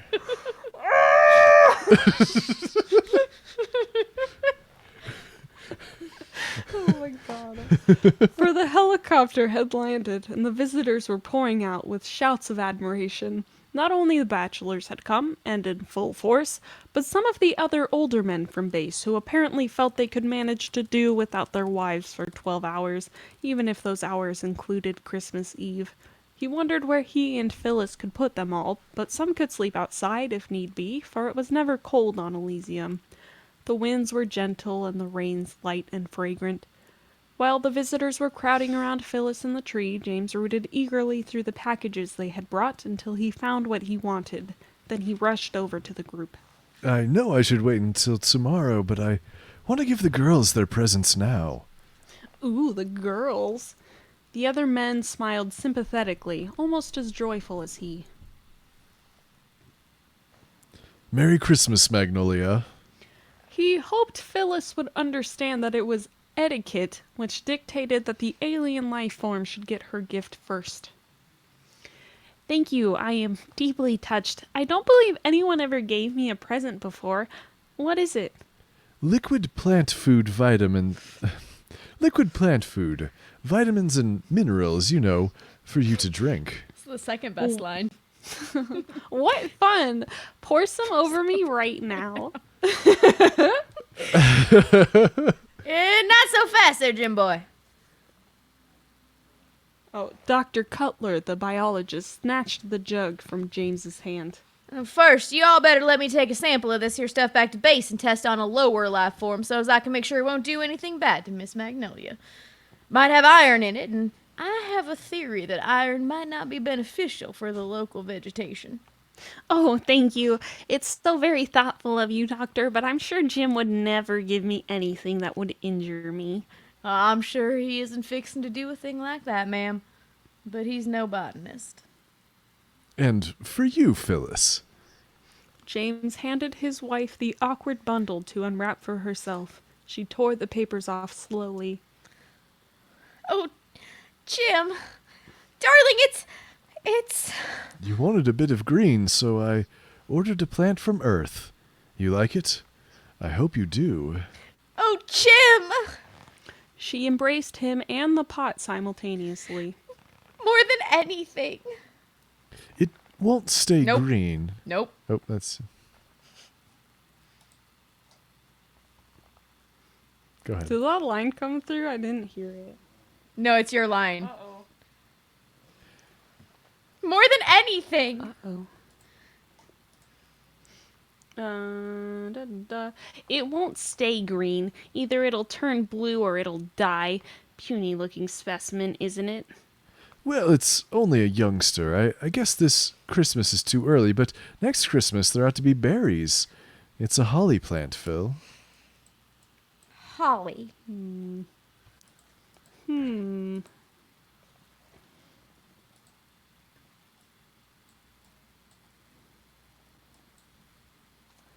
My sound just went out, you guys. Can you hear us at all?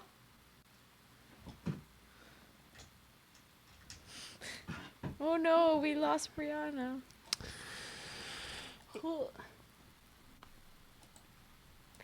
Still tuned.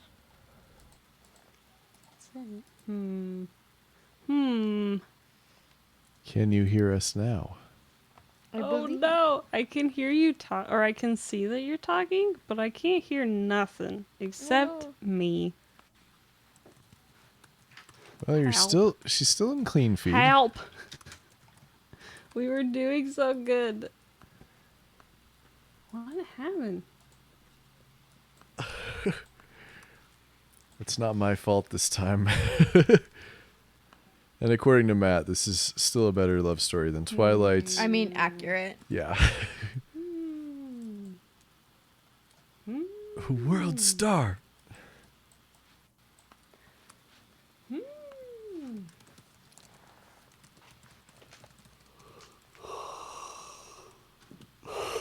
Should have tested that plant.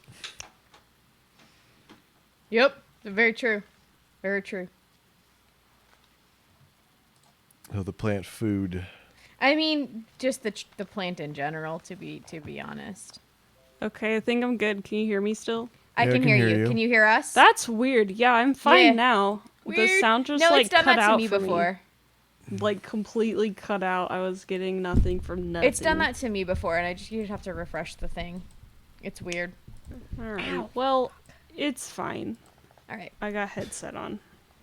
Okay. I Ahem. have a headset on.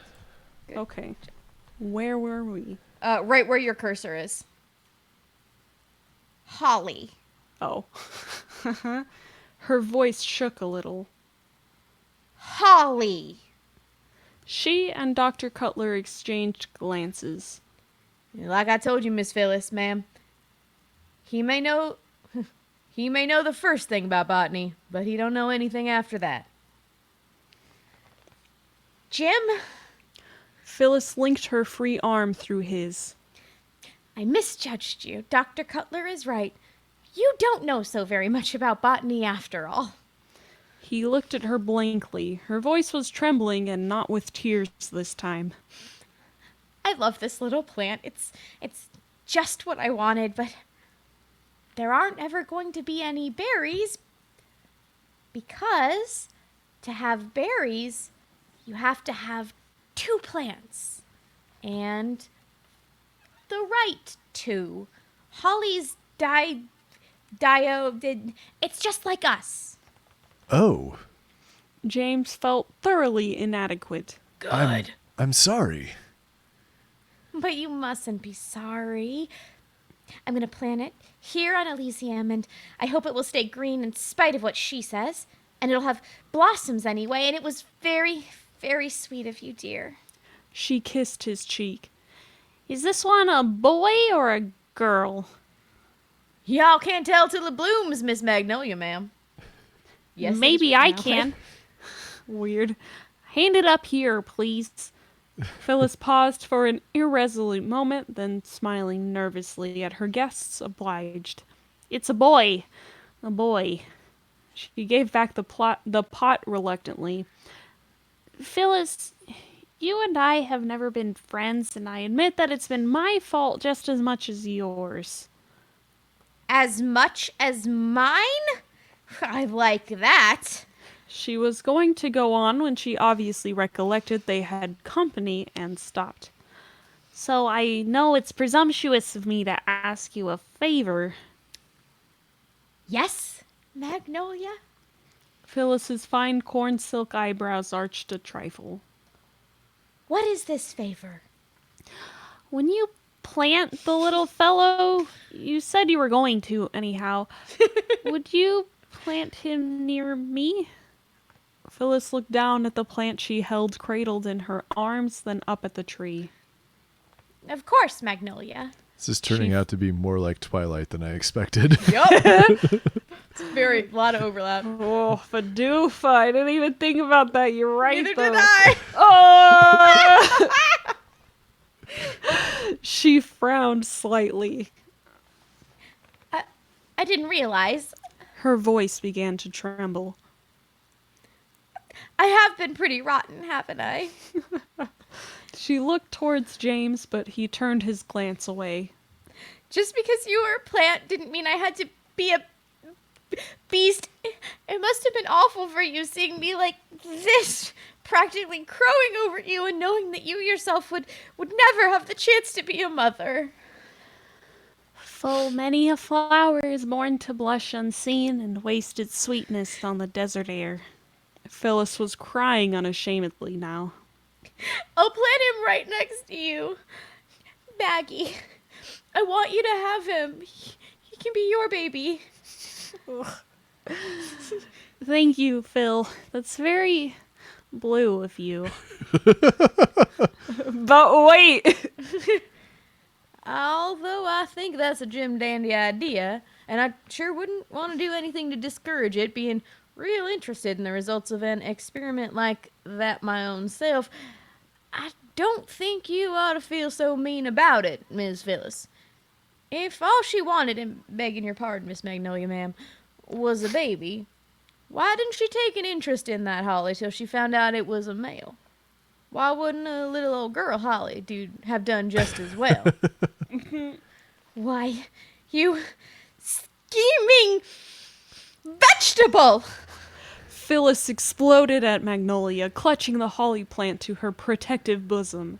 He's much too young for you, and I'm going to plant him far away where he can't possibly fall into your clutches.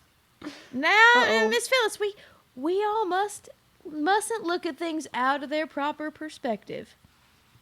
Then why did you take your hat off when you were introduced to Miss Magnolia, Cutler? That's not the voice he had before, but it is now. It's good enough. Fuck yeah. It's in the same area. That's Dr. Lakin again. I just forgot what he sounded like. Oh. Then why did you take your hat off when you were introduced to Miss Magnolia, Cutler? Sir, where I come from, we respect femininity. Whether it be animal, vegetable, or mineral. Nonetheless, we all got to remember, though Miss Magnolia is unquestionably a lady, she is not a woman. Cutler She is takes a his tree. hat off for mares and for every man. female plant and every dog, Wow, female wow. dogs. He takes his hat off. Female and minerals. Female minerals. God, I love a female What, mineral. all right, I'm calling it Female celery. sapphire and Uh-huh. hematite. Okay. Okay. More like Please- shematite, am I right? What's up? Stupid. Phyllis began to laugh Gallium. hysterically. That's good. That's Thanks. an element. Fuck off, it's still a It thing. counts. Shut up. Gallium. Got it. Okay. Wow. Sorry. Though Miss Magnolia is unquestionably a lady, she is not a woman. Phyllis began to laugh hysterically. You're right. I had almost forgotten she was only a tree. And It is only a little Christmas holly plant that's probably going to die anyway. They almost always do. That's cruel, Phyllis, and you know it is. Do you really think I'm cruel? Are you going to tell the Society for the Prevention of Cruelty to Vegetables on me? But why am I cruel? I'm giving her the holly. That's what she wants, isn't it? You hear that, Miss Magnolia? Ma'am?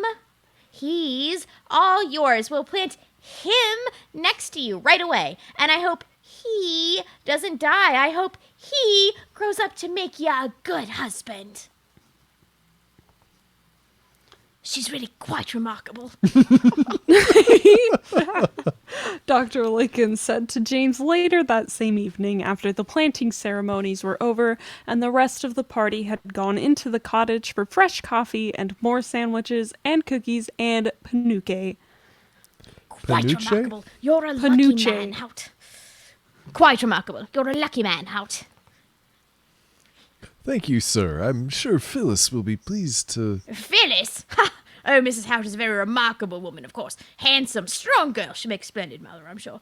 But I was referring to Miss Magnolia. She's a credit to you, my boy. If for no other reason, your name will go down in the history of our colony as that of the guide and mentor to Miss Magnolia.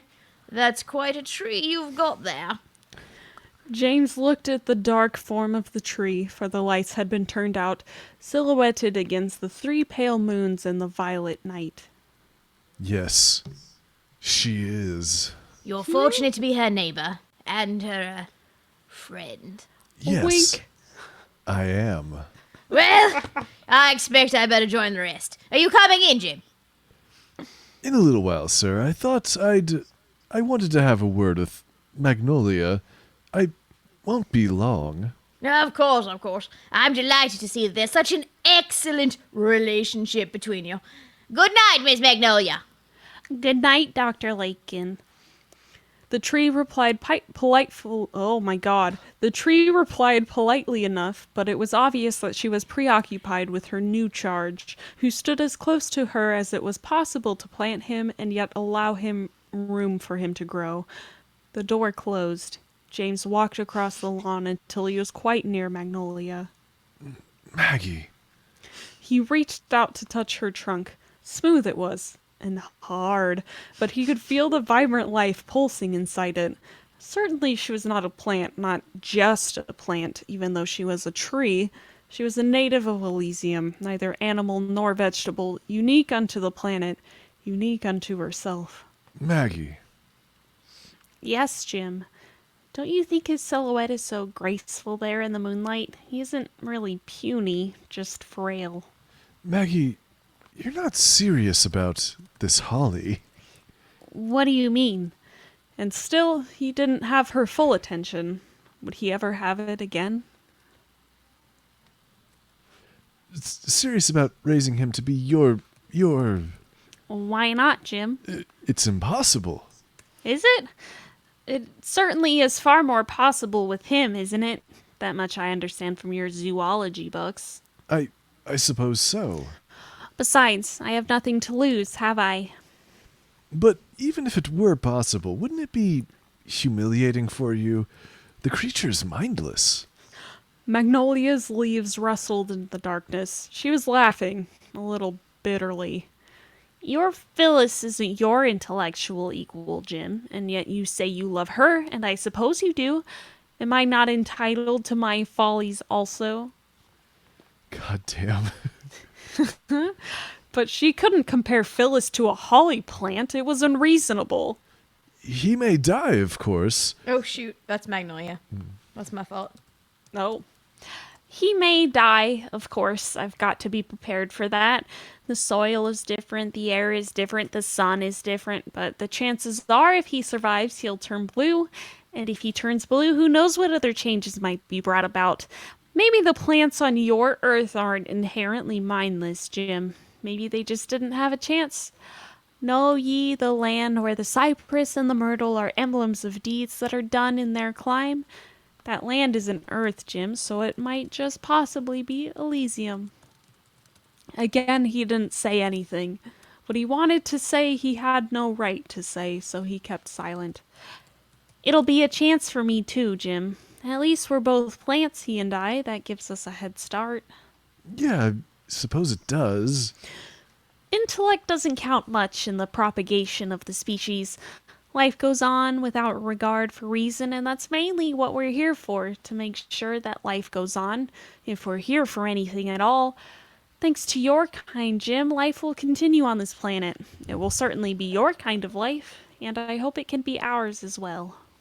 Yeah, I hope so too. And he did, but he wished it didn't have to continue in quite that way. Perhaps it was a trick of the 3 moons, but the holly plant's leaves seemed to have changed color. They were no longer green, but almost blue. Powder blue. You'd best be getting on to your party, Jim. You wouldn't want to be remiss in your duties as a host. And please close the door gently when you go inside. The little holly plant's asleep.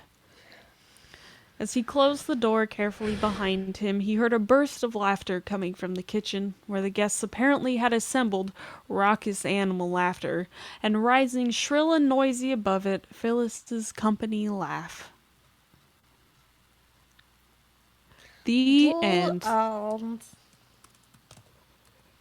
Y'all ever get horny for a plant and she turns you down for a fucking holly? Classic. Y'all ever meet a horny ass tree? Just a tree that wants it so bad. Yeah. You know how all your buddies show up to your Christmas party without their wives because they're also super into that tree you've got? Matt's got wood. Yes. very true. Panoche or Ponachita? Yeah. Panochita. Panochita. Just yeah. I'm so like I think I would have recognized that spelling. Yeah, I've never heard of that before. I think any mispronunciation was probably the correct pronunciation. Oh yeah, no, there's no way this person knows how to say this word. Listen, y'all have been in quarantine for how long and are how horny? She's been alone her whole life. Yikes, dog. But where did the bees She's come a tree. in? She can communicate through roots. And also, where do the bees come in? Bees coming. So anyway, My I think dear I got a Magnolia, it's- paragraph and a half into that story, and I was like, well, we need to do Yep. this. Yeah. Honorary miscellanist. Posthumously awarded Evelyn E. Smith, everybody. Wait, y'all ever been horny for a tree before? Let me write about it. Champion. We need to send like an email to her granddaughter or something. To the estates of the beloved Evelyn E. Smith. Thank Yeah. you. We give you this sticker and a pin. Yeah. Honorary miscellanist. Oh boy, y'all. It's beautiful. I don't know about anybody else, but I'm feeling a little warm after that story. No, I thought Just you were a going to say little. tree horny. I was going to go gentler than that. Oh, man. Gives the birds and the bees a whole new meaning. Classic. I feel like Magnolia needed a pen pal, you know? Yeah, that's what the holly plant's for. Yeah. No. They'll communicate through roots. No. But Magnolia just needed to like meet Literally anybody else. a Yeah. male of the species and just like I'm pretty sure everyone in that story needed to meet literally anybody. Who Yeah, wasn't no, James. yeah. No, James should be alone in a James cave, sucks. and never be, forced upon other human beings ever again. I'm gonna Everybody download sucks in this audio. story, but James sucks the most. James is the worst. That's Fucking only 28-year-old man. Yeah, with his Running around trying to fuck a 19-year-old tree. wife who he forgot Yeah. had a birthday during the 5 months she spent pregnant on Yeah, a it's spaceship just- coming across the listen. galaxy. It's just like Midsummer, except there's a giant tree that you can hook up with. Yeah, obviously. And that no bear. does. Did you not catch that part of Midsummer? That's in there. Oh, okay. Well, there is a tree. I don't know if necessarily you can get horny for it, but there is a tree. You can get horny for anything in Shakespeare. Shakespeare is 95% dick jokes. Yeah, that's fair. I'm talking about Midsummer, though. Twitch censored birds and the bees. huh? Seriously. Classic. Well, this brings us to the end of our stream. I think Someday Dick Pen Run. someday Dick One Pen day, Run. Dick Pen Run. and then Ragged Dick. Yeah, that's a Well, full novel. I I can't know. read all If of it. I know. Ragged Dick could be better instead of just having like 5 really fucking Why- good lines. Guys, We just gotta found change a it book to that's called Ragged Dick. Ragged Dick in space. And we'll just have to Ragged Dick in change.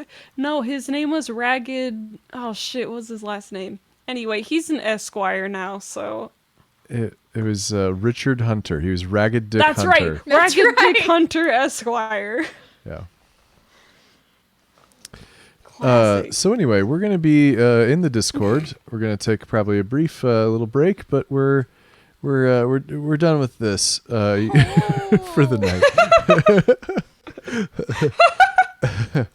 So anyway, Truly the best. if you aren't on the Discord, I think the 8 of you watching are all on the Discord. We hope to see you over there in a minute, and we'll be chatting. We'll be hanging out. We'll chill for a while. Talk about our Black Friday No, purchases. that was. He said it was fun, but I gotta make like a tree and try to fuck a dude. Oh, I That's what see he's it. doing. I got I it see it. Okay. Punch. We're just try to fuck a dude. Just try it. No, thank you. All right, so I have to go fix my parents' television, and Oh, very fun. and then with that euphemism. we'll be in. It's not. Yep, not a euphemism. It's I gotta just. see a dude about a television. Oh boy. Okay. Well, goodbye. Anyway, so we'll see you all in the Discord chat. So Bye, stream. bye stream Bye. and.